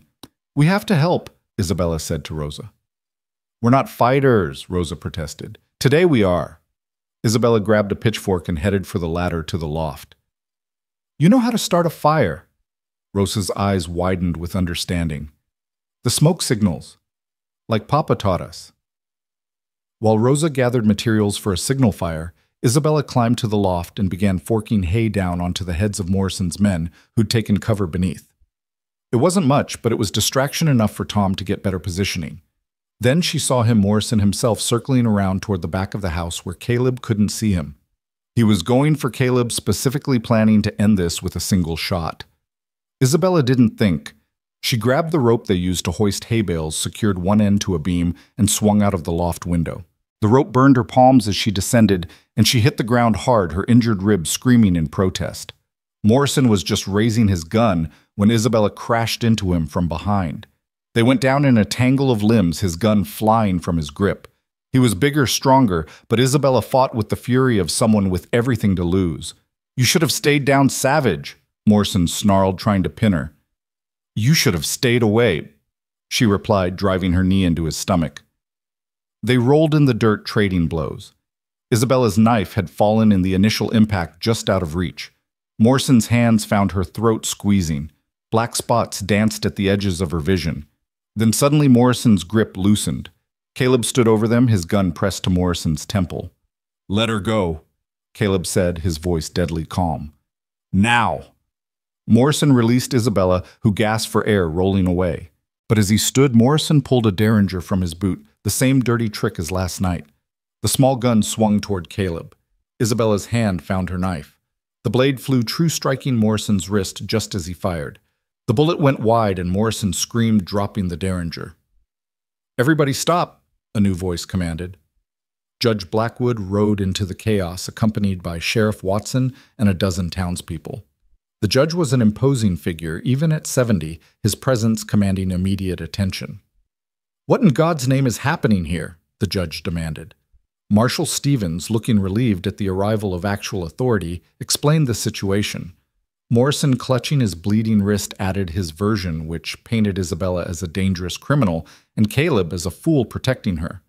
Judge Blackwood listened to both sides, then turned to the townspeople. "Any witnesses to the events in question?" Mrs. Patterson stepped forward. "I saw the fight last night, Judge. It was fair, and Morrison pulled a knife first. Everyone saw it." Others began speaking up, people who'd been at the dance, who'd seen Isabella's dignity in the face of Morrison's harassment, who'd witnessed his threats and intimidation. As for the original charges, the judge continued, "I've reviewed the documents myself. While there may be irregularities, there's no proof of forgery. And as for theft and assault," he looked at Morrison with disgust. "A starving woman taking food and defending herself against illegal imprisonment are not crimes in my court." "You can't do this," Morrison raged. You own property, Mr. Morrison, not people, and certainly not the law." Judge Blackwood's voice was steel. "Marshal Stevens, arrest Mr. Morrison for attempted murder, assault, and inciting violence." "This is outrage." Morrison struggled as the marshals moved to restrain him. "That savage attacked me." "That woman defended herself and others from your illegal aggression," the judge corrected. "And if I hear you use that word again, I'll add hate crimes to your charges." As Morrison was led away, still shouting threats and curses, Judge Blackwood turned to Isabella and Rosa. "Ladies, I apologize for what you've endured. The territory of Arizona should be a place of opportunity for all, not just those with money and connections." Isabella stood straighter, hardly believing what she was hearing. "We're free to stay. You're free citizens, as you should have been from the beginning." The judge tipped his hat. "Mr. Morgan, I trust you'll see to their safety." "Always," Caleb replied, his arm moving protectively around Isabella's shoulders. As the crowd dispersed and the ranch returned to calm, Isabella found herself standing in the aftermath of what should have been disaster, but had become triumph. Morrison's men scattered without their leader. The federal marshals left with apologies. The townspeople who'd come to witness either justice or tragedy stayed to help clean up the damage from the fight. "You swung out of a barn loft on a rope," Caleb said, shaking his head in amazement. "You could have broken your neck." "You could have been shot," Isabella countered. "We both could have been killed." "But we weren't." Isabella looked up at him, seeing her own relief reflected in his eyes. "We weren't." Rosa ran to them, tears streaming down her face as she embraced her sister. "I thought I was going to lose you again." "Never," Isabella promised. "We're done losing each other." Tom approached, a rare smile on his weathered face. "That was some fighting, Miss Isabella. Remind me never to make you angry." Miguel appeared with Billy, who immediately launched into rapid-fire questions about the battle. "Did you really swing on a rope? Can you teach me? Was it scary? You were amazing." As the others talked and laughed, the adrenaline of survival turning into giddy relief, Isabella noticed Caleb had gone quiet. He stood apart, looking at the bullet holes in his house, the overturned furniture, the blood in the dirt. She went to him. "What's wrong?" "I brought this to your door. My fight with Morrison made you a target." Isabella grabbed his face in both hands, forcing him to look at her. "No. Morrison made me a target the day he put chains on me. You gave me a place to stand and fight back. There's a difference." "Isabella," his voice was rough with emotion. "I need to tell you something," she interrupted. "Last night you said you were falling in love with me." He nodded, waiting. "I'm not falling," Isabella said simply. "I already fell. Somewhere between that first day when you saw me as a person and today when you stood between me and death, I fell completely." Caleb's hands came up to cover hers. "You love me." I love you. She confirmed the words, feeling strange but right on her tongue. I don't know how to do this, how to be with someone. He silenced her with a kiss, gentle but thorough, and Isabella melted into it. When they finally separated, both were breathless. We'll figure it out together, he promised. Mr. Morgan. A rider was approaching fast. Everyone tensed, hands moving to weapons, but it was just a young man from town. Mr. Morgan, Judge Blackwood sent me. There's news about Morrison. What news? Caleb asked. He's demanding a trial. Says he's got evidence that will see you all hanged. The judge wants you in town tomorrow. The joy of moments before evaporated. Of course, Morrison wouldn't give up so easily. He had money influence and a burning need for revenge. We'll be there, Caleb said grimly. That night, the ranch family gathered to discuss strategy. They sat around Caleb's dining room table, the first time Isabella had been invited into this inner sanctum of the house.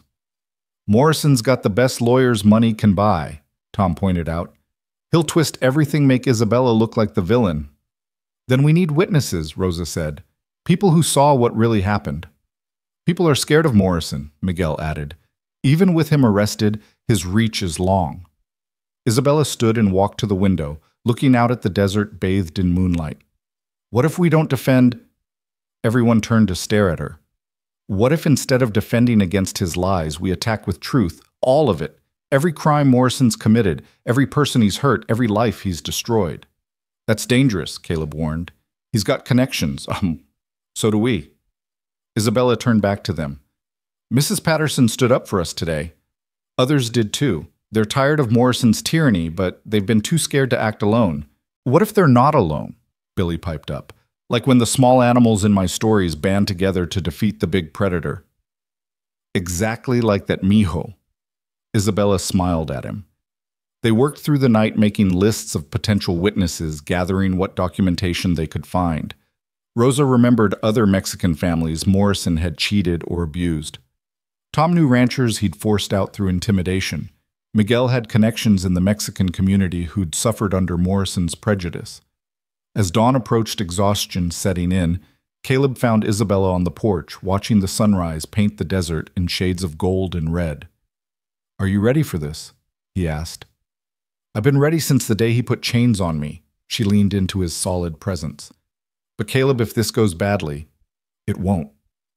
But if it does, if Morrison finds a way to win, promise me you'll take care of Rosa. Isabella, promise me. He turned her to face him. I promise. But it won't come to that. We're going to win. How can you be so sure?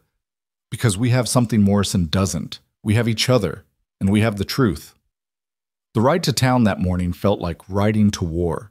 They went in force, Caleb, Isabella, Rosa, Tom, Miguel, even Billy, though he'd been told to stay with Mrs. Patterson during the trial.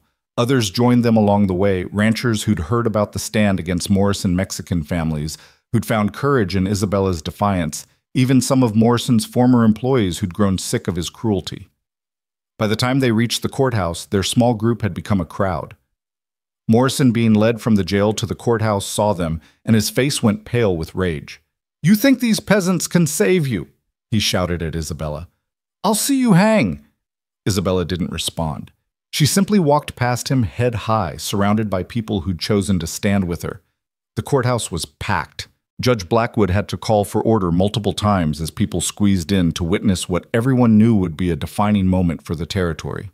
Morrison's lawyer, a slick man from San Francisco, presented his case first. He painted Isabella as a dangerous criminal who'd seduced Caleb Morgan into harboring her. He twisted every event, making her survival look like cunning manipulation, her self-defense like unprovoked assault. Isabella sat quietly through it all, her face calm, though Caleb could see her hands clenched in her lap. Then it was their turn. But instead of a lawyer, Isabella stood herself. Your Honor, she said, I ask to speak for myself. Morrison's lawyer objected, but Judge Blackwood overruled him. The accused has the right to self-representation. Proceed, Miss Marchand. Isabella walked to the center of the courtroom. For a moment, she simply stood there, gathering herself. Then she began to speak. My name is Isabella Marchand. My father was French, a teacher who came to Mexico for love. My mother was Mexican, a healer who knew every plant in the desert. They raised me and my sister to be strong, independent, free. Her voice grew stronger as she continued. 7 months ago, bandits came to our village. They burned, they killed, they destroyed. I survived by running, by hiding, by becoming what Mr. Morrison calls wild. But wild is just another word for free, and freedom is something men like Morrison cannot stand in people like me. She turned to face Morrison directly. You put chains on me not because I was a criminal, but because I wouldn't bow to you. You tried to sell me not because I was property, but because you could. You came to Triple Creek with guns and threats not because of law, but because of pride. Lies? Morrison erupted. She's a savage, a thief. I am a survivor. Isabella interrupted, her voice ringing through the courthouse. And yes, I took food when starving. I fought when attacked. I ran when hunted. If that makes me a criminal, then criminalize every person who's ever chosen life over death, dignity over submission. One by one, others began to stand and speak. Mrs. Patterson talked about Morrison's treatment of women. Tom testified about Morrison's attempts to force Caleb to sell his water rights. Miguel told of Mexican families driven from their homes. Even Billy, escaping from Mrs. Patterson's supervision, stood on a bench to declare that Morrison was a bully and Isabella was a hero. The testimony went on for hours. By the end, Morrison's crimes filled volumes, while Isabella's filled barely a page. Judge Blackwood's decision was swift. Mr. Morrison, you are found guilty of attempted murder, assault conspiracy, and violating the civil rights of multiple citizens. You are sentenced to 20 years in territorial prison. Morrison erupted, screaming threats as he was dragged away. His last words directed at Isabella were, "This isn't over. I'll get out, and when I do..." "When you do," Isabella replied calmly, "I'll be waiting, but I won't be alone." As Morrison was removed and the courthouse erupted in celebration, Isabella felt something shift inside her chest. The chain of fear she'd carried since that night her village burned finally broke. Caleb pulled her into his arms right there in front of everyone. "You were magnificent." "We were magnificent," she corrected. "All of us." Rosa was crying. Miguel was grinning. Tom was actually laughing, and Billy was telling anyone who'd listened that Isabella was going to teach him to swing on ropes like a circus performer. Judge Blackwood approached them as they prepared to leave. "Miss Marchand, Mr. Morgan, a word." They followed him to his chambers, where he pulled out an official-looking document. "Miss Marchand, this is your official citizenship papers. No one will ever question your right to be here again." He handed her the document, then turned to Caleb. "Mr. Morgan, I believe you had a question for Miss Marchand. Something you mentioned to me yesterday when you came to discuss the case." Caleb's face reddened slightly. "That was supposed to be private, Judge." "Son, nothing in this town is private. Besides, after what we all just witnessed, I think the lady deserves to know she's got options." Isabella looked between them, confused. "What question?" Caleb took a deep breath, then dropped to one knee right there in the judge's chambers. From his pocket, he pulled out a simple gold ring.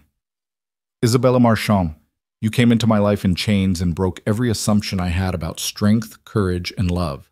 I don't want to tame you or own you or change you. I want to stand beside you, facing whatever comes. Will you marry me?" Isabella stared at him, then at the ring, then back at him.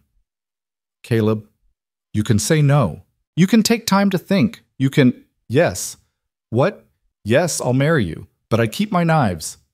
Caleb laughed, slipping the ring onto her finger as he stood. "I wouldn't have it any other way." Judge Blackwood cleared his throat. "Well, if you're interested, I happen to be authorized to perform marriages." Isabella and Caleb looked at each other, a whole conversation passing in that glance. "Rosa should be here," Isabella said, "and the others."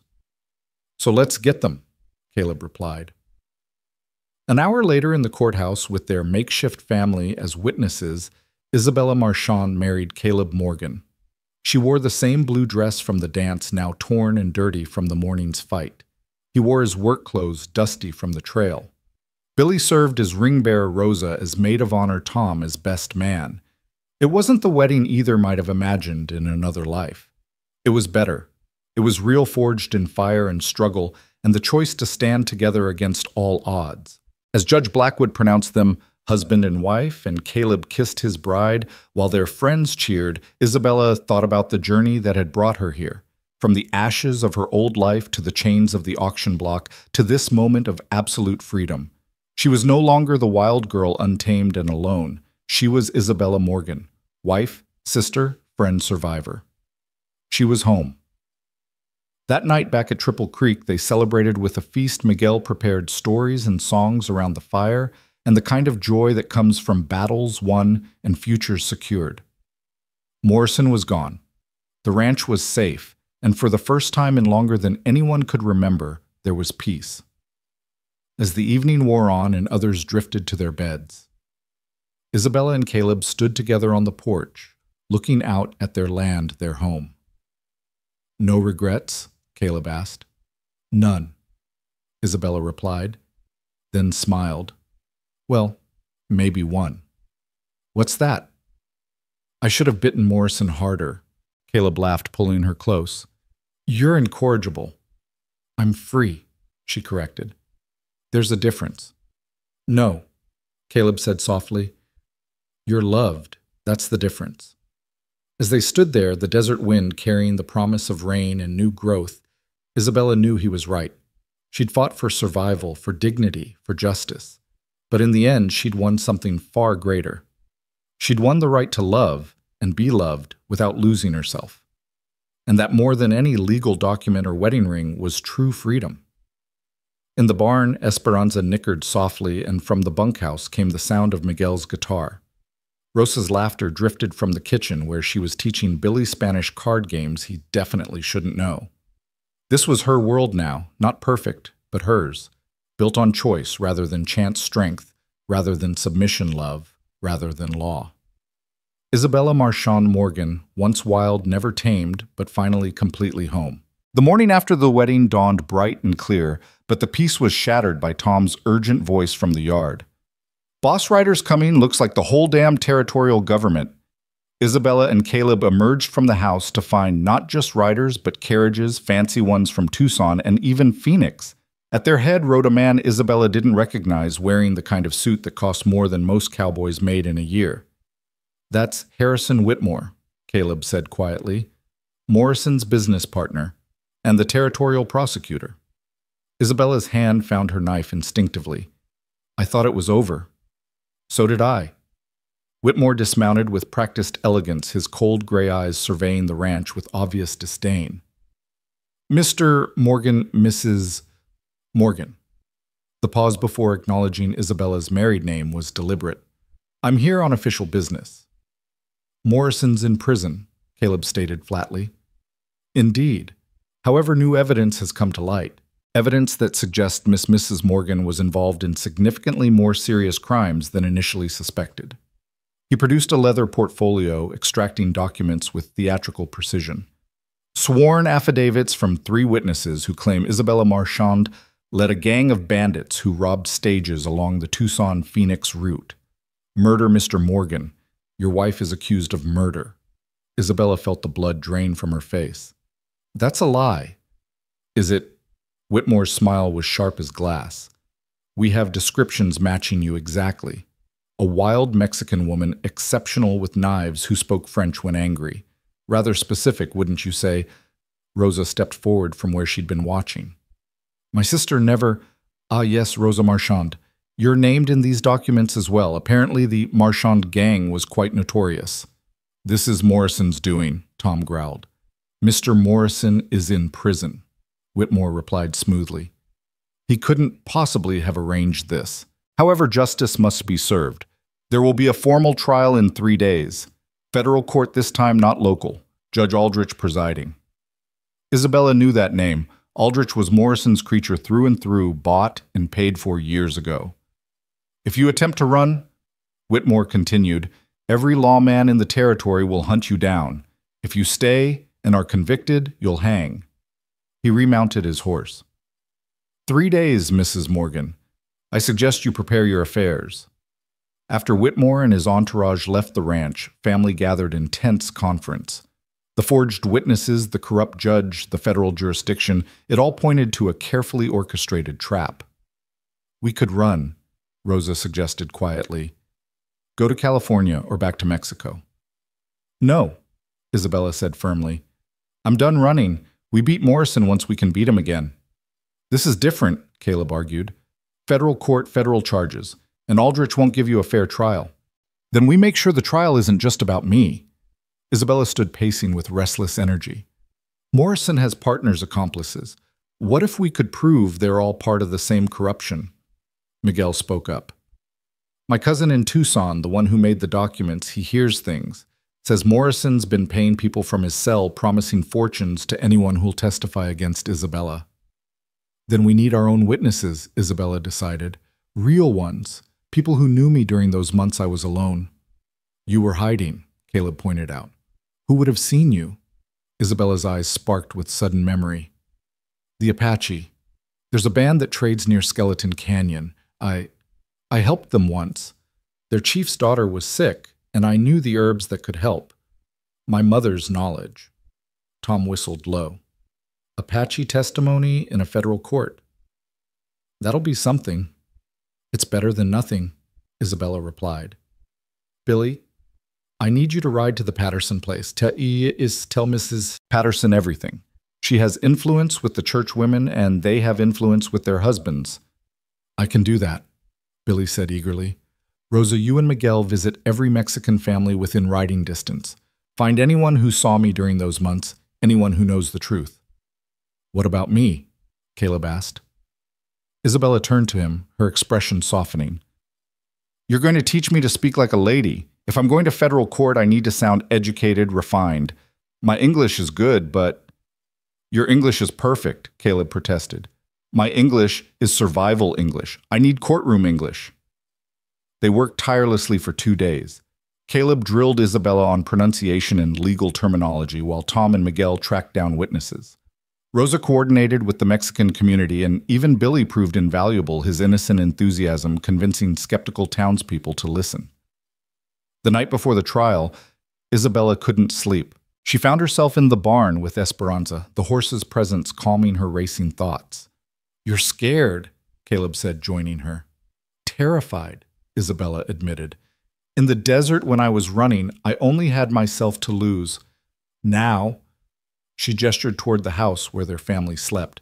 Now I have everything to lose. You're not going to lose, Caleb said firmly. We have truth on our side. Morrison had truth on his side when he owned the law, Isabella pointed out. Truth isn't always enough. Then what is... Isabella thought about it, her hand stroking Esperanza's neck. Love, maybe. The love that makes people stand up when standing up is dangerous. Like you did for me, Caleb asked. When you swung from that loft to save me. Like you did for me first? Isabella countered. When you paid a fortune to free a stranger. They stood together in comfortable silence until Isabella spoke again. If something happens tomorrow, nothing will happen. But if it does, promise me you'll take care of Rosa, and that you'll remember me not as the wild girl, but as the woman who loved you. Caleb pulled her into his arms. I promise. But Isabella, you're going to win tomorrow. You know how I know. How? Because you're the strongest person I've ever met. And because the whole territory is watching. This isn't just about you anymore. It's about whether justice means anything at all in Arizona. The federal courthouse in Tucson was an imposing structure of brick and marble designed to intimidate. As their group arrived, Isabella was amazed to see the crowd gathered hundreds of people, far more than at Morrison's trial. She recognized faces from the barn dance from neighboring ranches from the Mexican quarter. They'd all come to witness whatever would unfold. Judge Aldrich was everything Isabella had feared, cold, imperious, with eyes that had already condemned her. Beside Whitmore sat 3 men who claimed to be witnesses to her alleged crimes. Isabella had never seen any of them before in her life. This is a court of law, Judge Aldrich intoned, not a mob gathering. I'll have order or I'll clear the courtroom. The crowd quieted, but the tension remained electric. Whitmore presented his case with smooth efficiency. The 3 witnesses told elaborate stories of a Mexican woman leading bandits robbing stages, killing passengers who resisted. They described Isabella with uncanny accuracy details Morrison could have provided from his observations. The defendant, Whitmore concluded, is a dangerous criminal who has somehow bewitched Mr. Morgan into protecting her. She must face justice for her crimes. When it came time for the defense, Isabella stood. Judge Aldrich immediately objected. "You have no legal representation." "I represent myself, Your Honor." "Highly irregular. This is federal court, not some territorial hearing." "The law allows it," Isabella replied, her carefully practiced English clear and strong. Aldrich grimaced, but couldn't deny the legal precedent. "Proceed," Isabella began, not with denial, but with questions. "Mr. Whitmore, these witnesses, how did you locate them? They came forward after hearing about your arrest. How convenient, and how much were they paid for their testimony?" "Objection," Whitmore shouted. "The defendant is making baseless accusations." "Am I?" Isabella turned to the first witness. "Sir, you claim you saw me rob the Tucson Phoenix stage on March 15th. Describe what I was wearing." The man stammered, then described clothing similar to what she'd worn at the auction. "Interesting," Isabella said.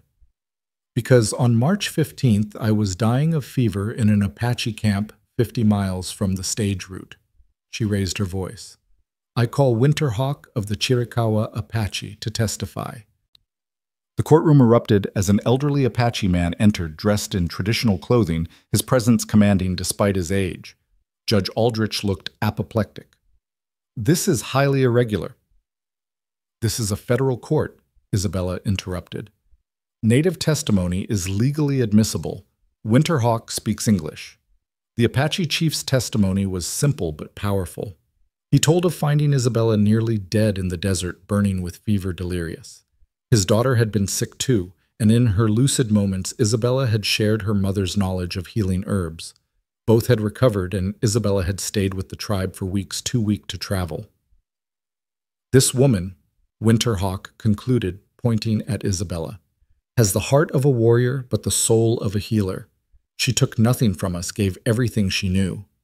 Whitmore tried to discredit him, but Winterhawk's dignity was unshakable. Moreover, he'd brought proof a ledger from the Indian agent confirming his band's location during the time in question, far from any stage routes.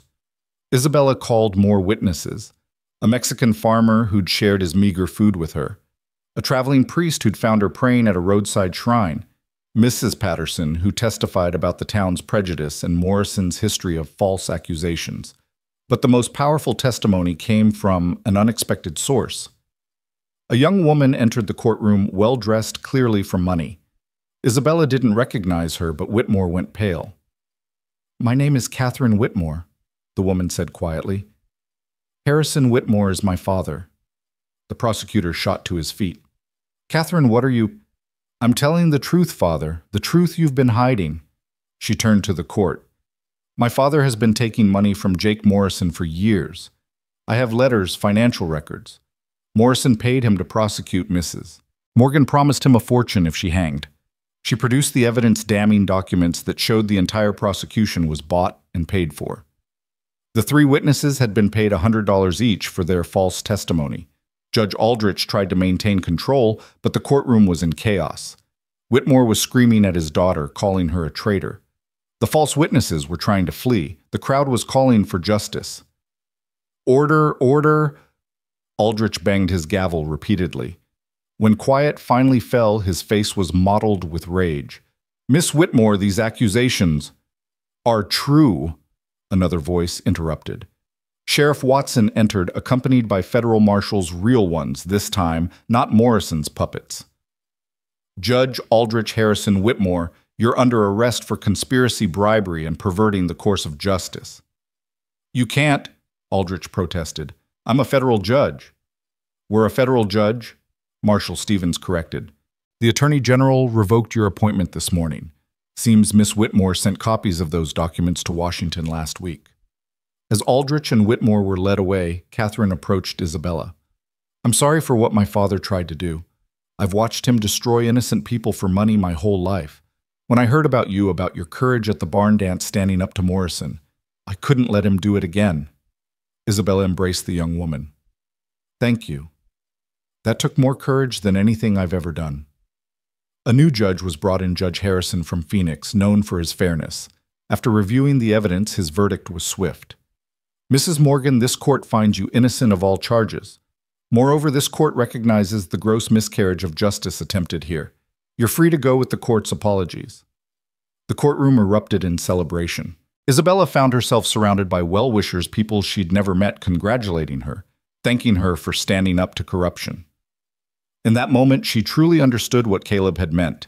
This hadn't been just about her, it had been about everyone Morrison and his cronies had crushed over the years. That evening, they held a celebration at the hotel, the same hotel where months ago men had discussed Isabella like she was property. Now she sat at the head table, surrounded by friends and allies, recognized as a hero. But the next morning brought sobering news. Tom rode in from the ranch, his face grim. Morrison escaped. The celebration atmosphere evaporated. How? Caleb demanded. Guards were found drugged.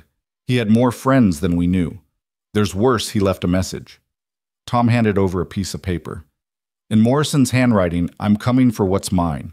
The savage will pay. Isabella felt the old fear try to creep back in, but she pushed it down. Let him come. Isabella, Rosa started. No, I'm done being afraid of Jake Morrison. He's just a man and not even a particularly smart one. If he comes, we'll be ready. They returned to Triple Creek with heightened vigilance. Tom organized patrols. Miguel fortified the house. Even Billy practiced his marksmanship with new determination. Days passed, then weeks, with no sign of Morrison. Slowly, life returned to normal rhythms. Isabella and Caleb settled into married life, finding joy in small moments, morning coffee on the porch, evening rides to check the cattle, quiet nights by the fire. Rosa began courting the young rancher from the dance, a gentle man named David, who looked at her like she hung the moon. Miguel taught Isabella and Rosa more complex recipes, passing on his grandmother's secrets. Tom started training Billy in the serious business of ranching, the boy eager to prove himself worthy.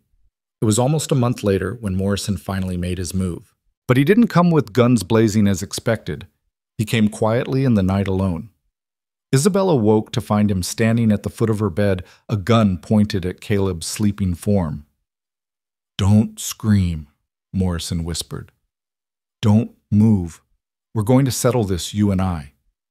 Isabella's hand inched toward her knife under the pillow. Touch that blade and I put a bullet in his head, Morrison warned. Isabella froze. What do you want? Justice. You destroyed everything I built. My reputation, my freedom, my fortune, all because you couldn't accept your place. My place was never beneath you. Your place was whatever I said it was. His voice rose dangerously. Caleb stirred but didn't wake. I owned you, bought and paid for. You bought nothing. Caleb freed me. Caleb. Morrison's voice dripped contempt. The noble rancher who thinks he's better than everyone. Well, let's see how noble he is when he wakes up a widower. The gun swung toward Isabella. Time slowed. She saw Morrison's finger tighten on the trigger, saw the satisfaction in his eyes. But she also saw what he didn't. Caleb's eyes were open, his hand already moving. The room exploded into motion.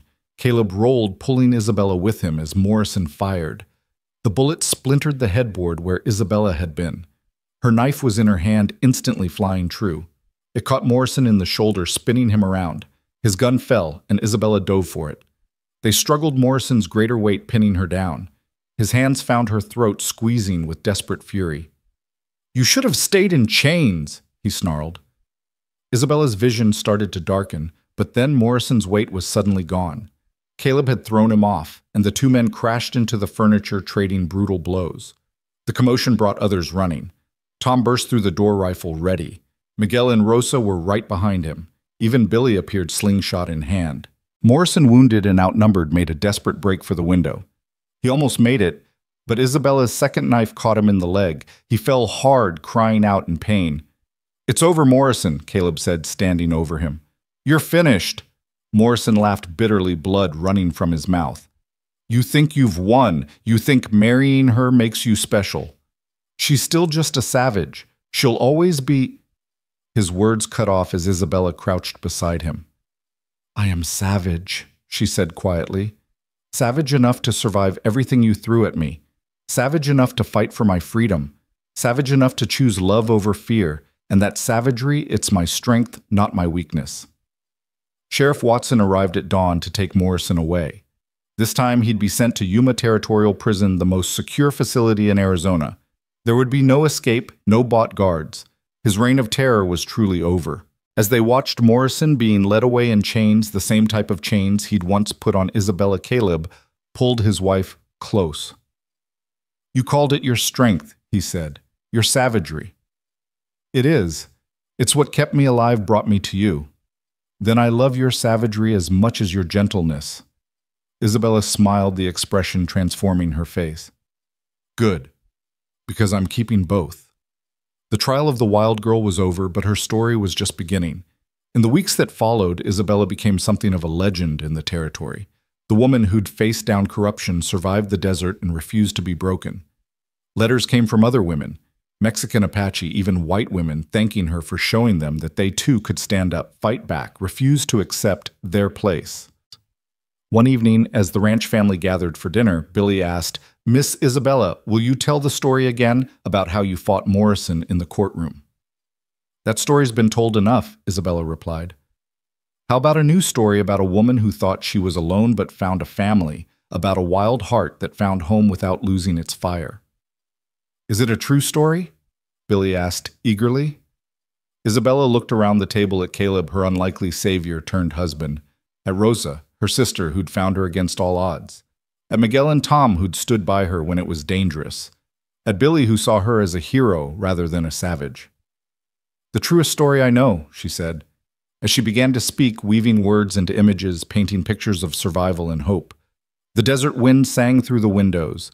It carried the scent of coming rain, of new growth, of endless possibilities. Isabella Marchand Morgan had been bought and sold, chained and freed, tried and vindicated. She'd been called wild, savage, untamable. And maybe she was all those things. But she was also loved, valued, and free.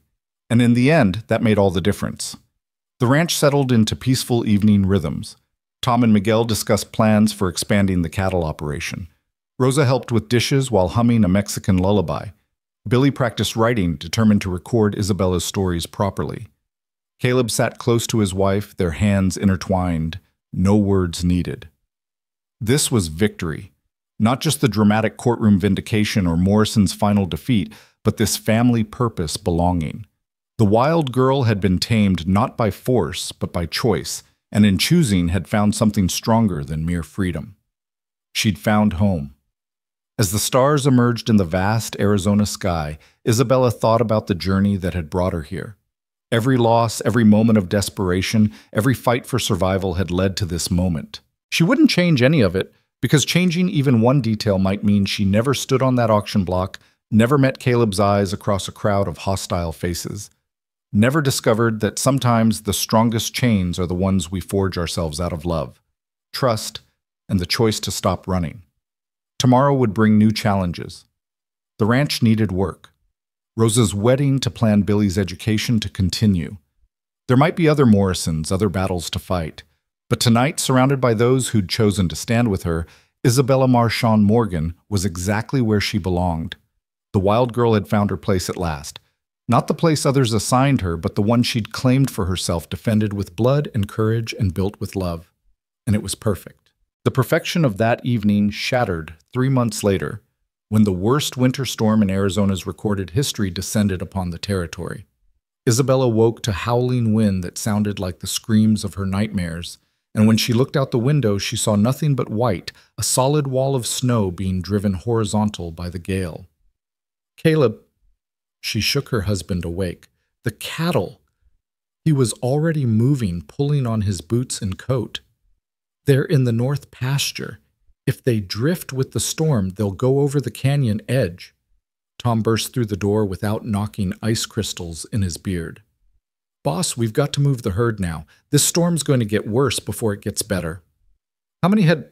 Caleb asked, already knowing the answer would be bad. 300, maybe more. Everything we've got except the breeding stock in the near pasture. Isabella was already dressed, strapping on her knife. I'm coming. No, Caleb said firmly. This isn't like anything you've faced. This kind of cold kills in minutes. The cold in my village killed in seconds, Isabella countered. I know winter. Not like this. A crash interrupted him as part of the barn roof gave way under the snow's weight. They could hear horses screaming in panic. Miguel, get those horses out, Caleb shouted. Tom, gather everyone who can ride. Isabella? I'm getting Esperanza, she said, and was gone before he could argue. The wind hit her like a physical blow when she stepped outside. The temperature had dropped 40 degrees overnight, and the snow was already knee-deep.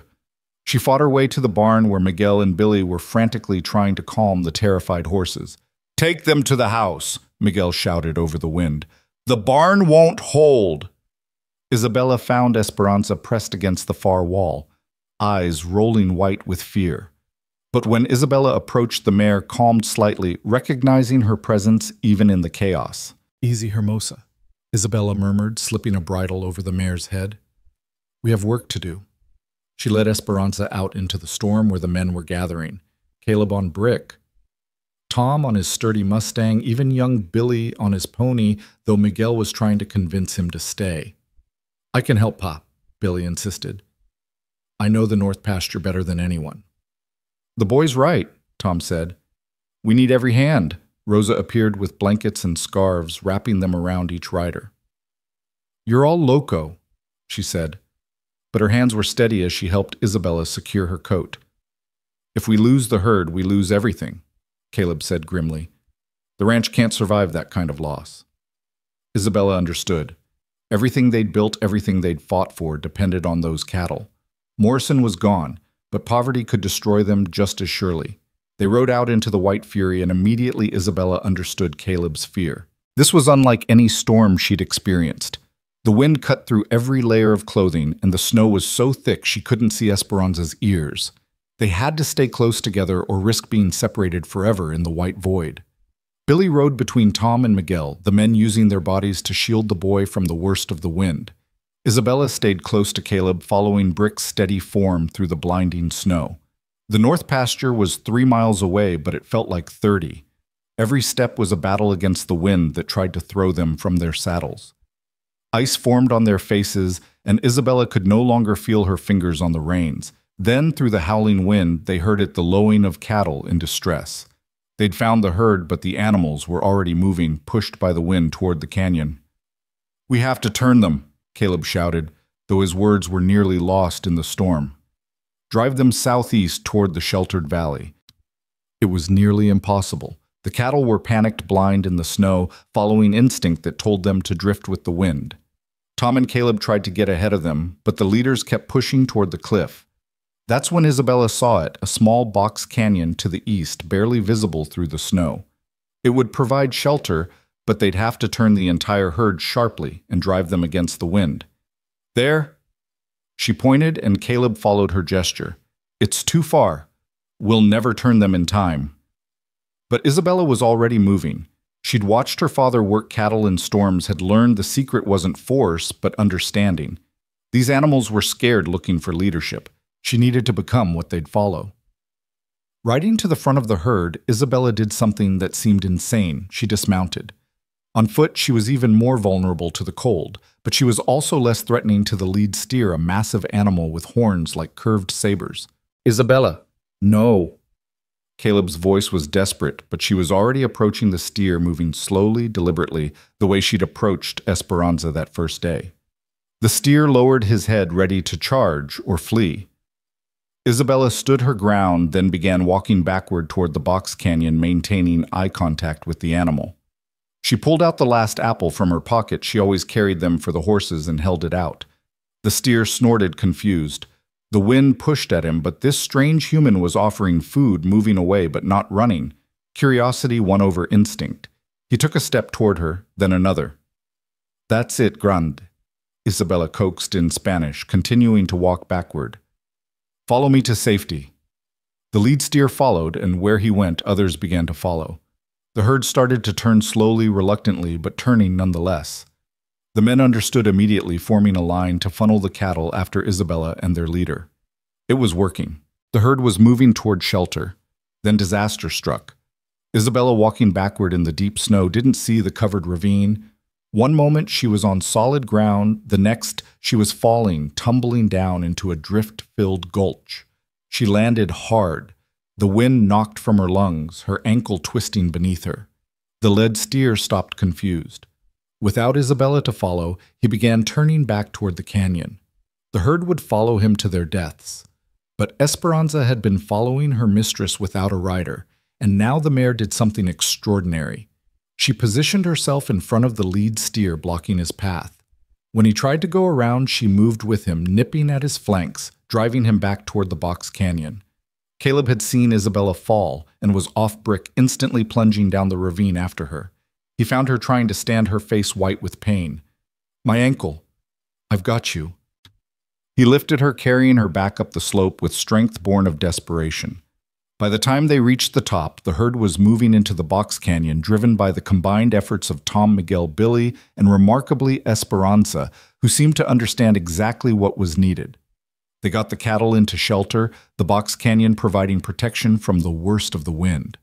But they still had to get home, and Isabella couldn't ride with her injured ankle. "Leave me," she said through chattering teeth. "Get Billy home safe." "Like hell," Caleb replied. He lifted her onto Brick, then swung up behind her, holding her against his chest. "Tom, can you lead Esperanza?" "Already got her, boss." The ride back was a nightmare. The storm had worsened, if that was possible. Billy was barely conscious, slumped against his father. Tom's Mustang stumbled repeatedly. Even Brick Steady Brick was struggling. Isabella drifted in and out of consciousness, the cold seeping into her bones. She dreamed of fire, of her mother's warm kitchen, of the desert sun. Caleb's voice kept pulling her back. "Stay with me, Isabella. Don't leave me. Stay awake." She didn't remember arriving home, didn't remember Rosa and Mrs. Patterson, who'd somehow made it through the storm, stripping her frozen clothes and plunging her into a hot bath. She woke hours later in bed, wrapped in so many blankets, she could barely move, her ankle throbbing, but her body finally warm.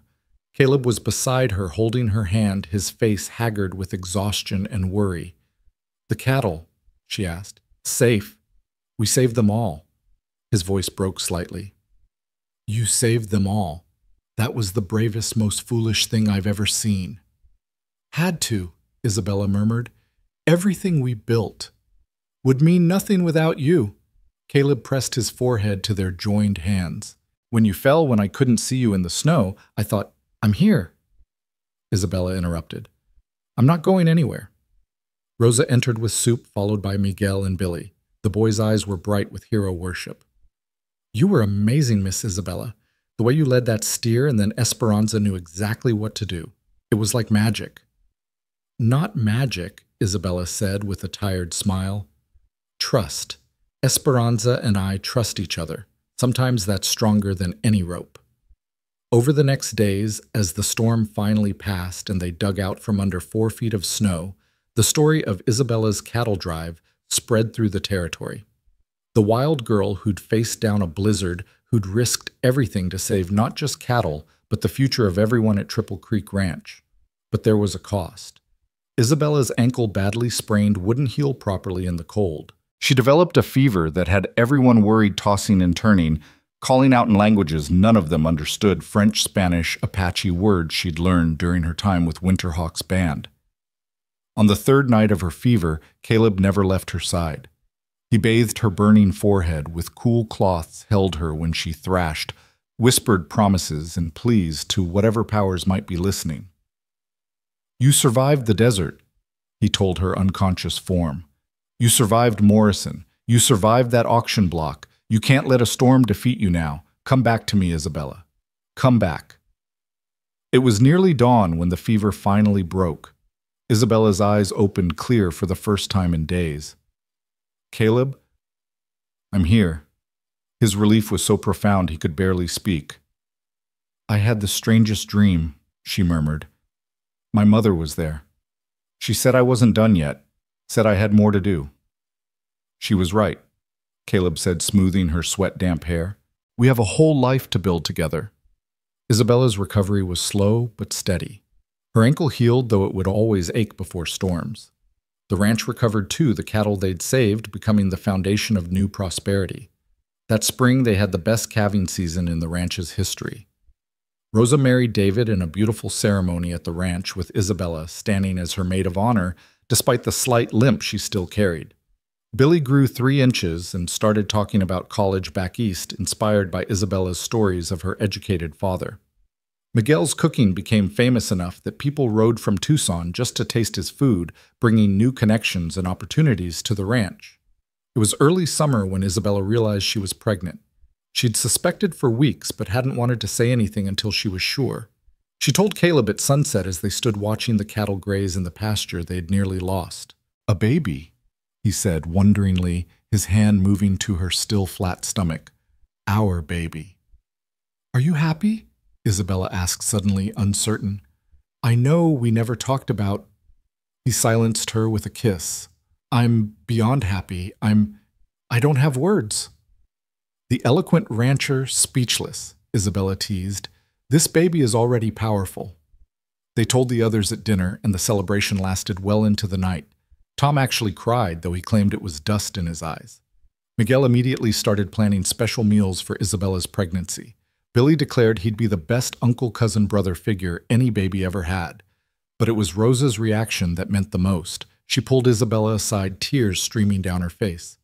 "Mama would be so proud," she whispered. "You survived everything, found love, and now you're bringing new life into the world. It's like the story comes full circle." As her pregnancy progressed, Isabella found herself changing in ways she hadn't expected. The fierce independence that had kept her alive was softening into something more complex. She was still strong, still capable of facing down any threat, but now she had something she'd never had during her months of running hope for the future. The baby kicked for the first time during the autumn harvest. Isabella was helping with the canning, preserving food for winter, when she felt the flutter inside her. She gasped, and everyone stopped working. "The baby," she said in wonder. "It moves." Caleb was beside her instantly, his hand on her rounded belly. They waited, and then there it was again, a tiny foot or elbow pressing against his palm. "Strong already," he said with pride. "Like the mother."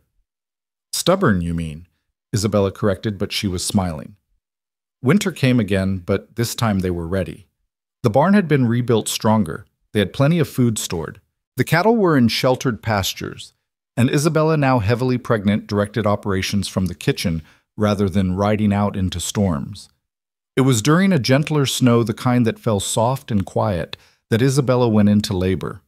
Mrs. Patterson had come to stay, acting as midwife. Rosa was there too, holding her sister's hand through the long hours of pain. "I've faced down Morrison," Isabella gasped between contractions. "Survived the desert. This should be easy." "This is different," Mrs. Patterson said kindly. "This is creating life, not defending it." Caleb paced outside like a caged wolf, driving Tom and Miguel crazy with his nervous energy. Billy kept asking if babies always took this long, and wouldn't it be faster if they just— "Billy, go check the horses," Miguel said for the 10th time. Finally, as dawn broke over the snow-covered ranch, a baby's cry pierced the air. Caleb burst through the door to find Isabella holding a tiny bundle, her face exhausted but radiant. "A daughter," she said softly. "We have a daughter." The baby had Isabella's dark hair, but Caleb's blue eyes. She was perfect, tiny fingers grasping at air, making small sounds of protest at being in this bright, cold world. "What should we name her?" Caleb asked, touching the baby's cheek with one gentle finger. Isabella looked at their daughter, this miracle born from love that had conquered impossibility. "Hope," she said. "Hope Morgan. But we'll call her Esperanza too, for the horse that helped save us all." "Hope Esperanza Morgan," Caleb repeated. "It's perfect." As the ranch family gathered to meet the newest member, Isabella reflected on the journey that had brought her here. From the ashes of her village to the chains of the auction block. From the wild freedom of the desert to the chosen bonds of family. From survival to love to new life. She'd been called the wild girl no man could tame, but the truth was different. She'd never been tamed. She'd been seen, valued, loved for exactly who she was.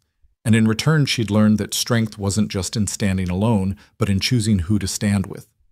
Little hope yawned, and Isabella saw in that tiny face all the possibilities of the future. This child would grow up free, would never know chains or auction blocks. She'd know love from her first breath, would be taught strength and kindness in equal measure. "Tell us a story, Isabella," Billy requested, "about the wild girl." Isabella looked around the room at Caleb, her unlikely savior who'd become her heart, at Rosa, who'd found her against all odds, at Tom and Miguel, who'd stood as brothers when she needed defenders, at Billy, whose innocent faith had helped her believe in goodness again, at Mrs. Patterson, who'd overcome her own prejudice to become a friend. "The wild girl's story isn't over," Isabella said, adjusting Hope in her arms. "It's just beginning, because wild doesn't mean alone. It means free. And freedom, real freedom, is choosing your cage and finding out it's not a cage at all. It's a nest built with your own hands and filled with those you love." Caleb sat beside her, his arm around both wife and daughter. "That's a good story." "The best," Isabella agreed. "Because it's true." Outside, snow continued to fall, blanketing the ranch in pristine white. But inside, warmed by fire and love, and the promise of tomorrow, the wild girl held her daughter and knew that she'd finally, truly, completely come home. The baby fussed, and Isabella began to sing a Mexican lullaby. Her mother had sung that her mother's mother had sung before that. Rosa joined in harmonizing, and soon Miguel was humming along. It was a song of rivers and mountains, of eagles and stars, of children who would grow strong and free. As the lullaby filled the room, Isabella caught Caleb's eye. He was watching her with such love it took her breath away. This man who'd paid a fortune for her freedom, who'd stood against all of territorial Arizona to defend her, who'd carried her through blizzards and held her through fevers. "Thank you," she mouthed silently. "For what?" he mouthed back. "For seeing me." He leaned over to kiss her forehead, then their daughter's. "Thank you for letting yourself be seen." Hope Esperanza Morgan opened her blue eyes and seemed to look directly at her mother.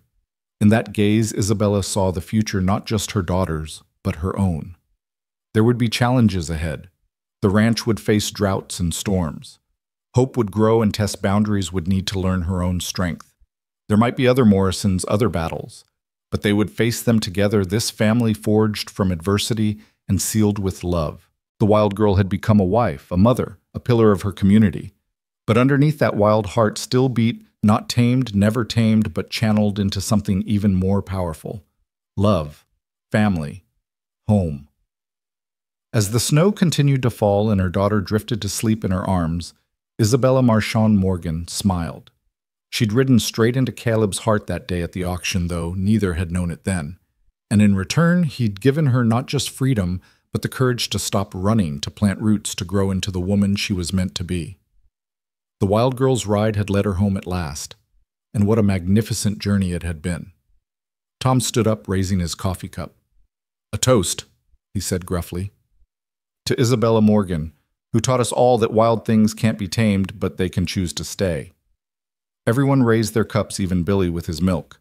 "To Isabella To family," Isabella countered, raising her own cup carefully while still holding hope. "To all of us who choose each other again and again, no matter what comes." They drank, and in that moment, with snow falling outside and warmth surrounding her inside, Isabella knew that every chain that had ever bound her had been worth breaking. Every mile she'd run had led her here. Every moment of desperation had taught her to recognize joy.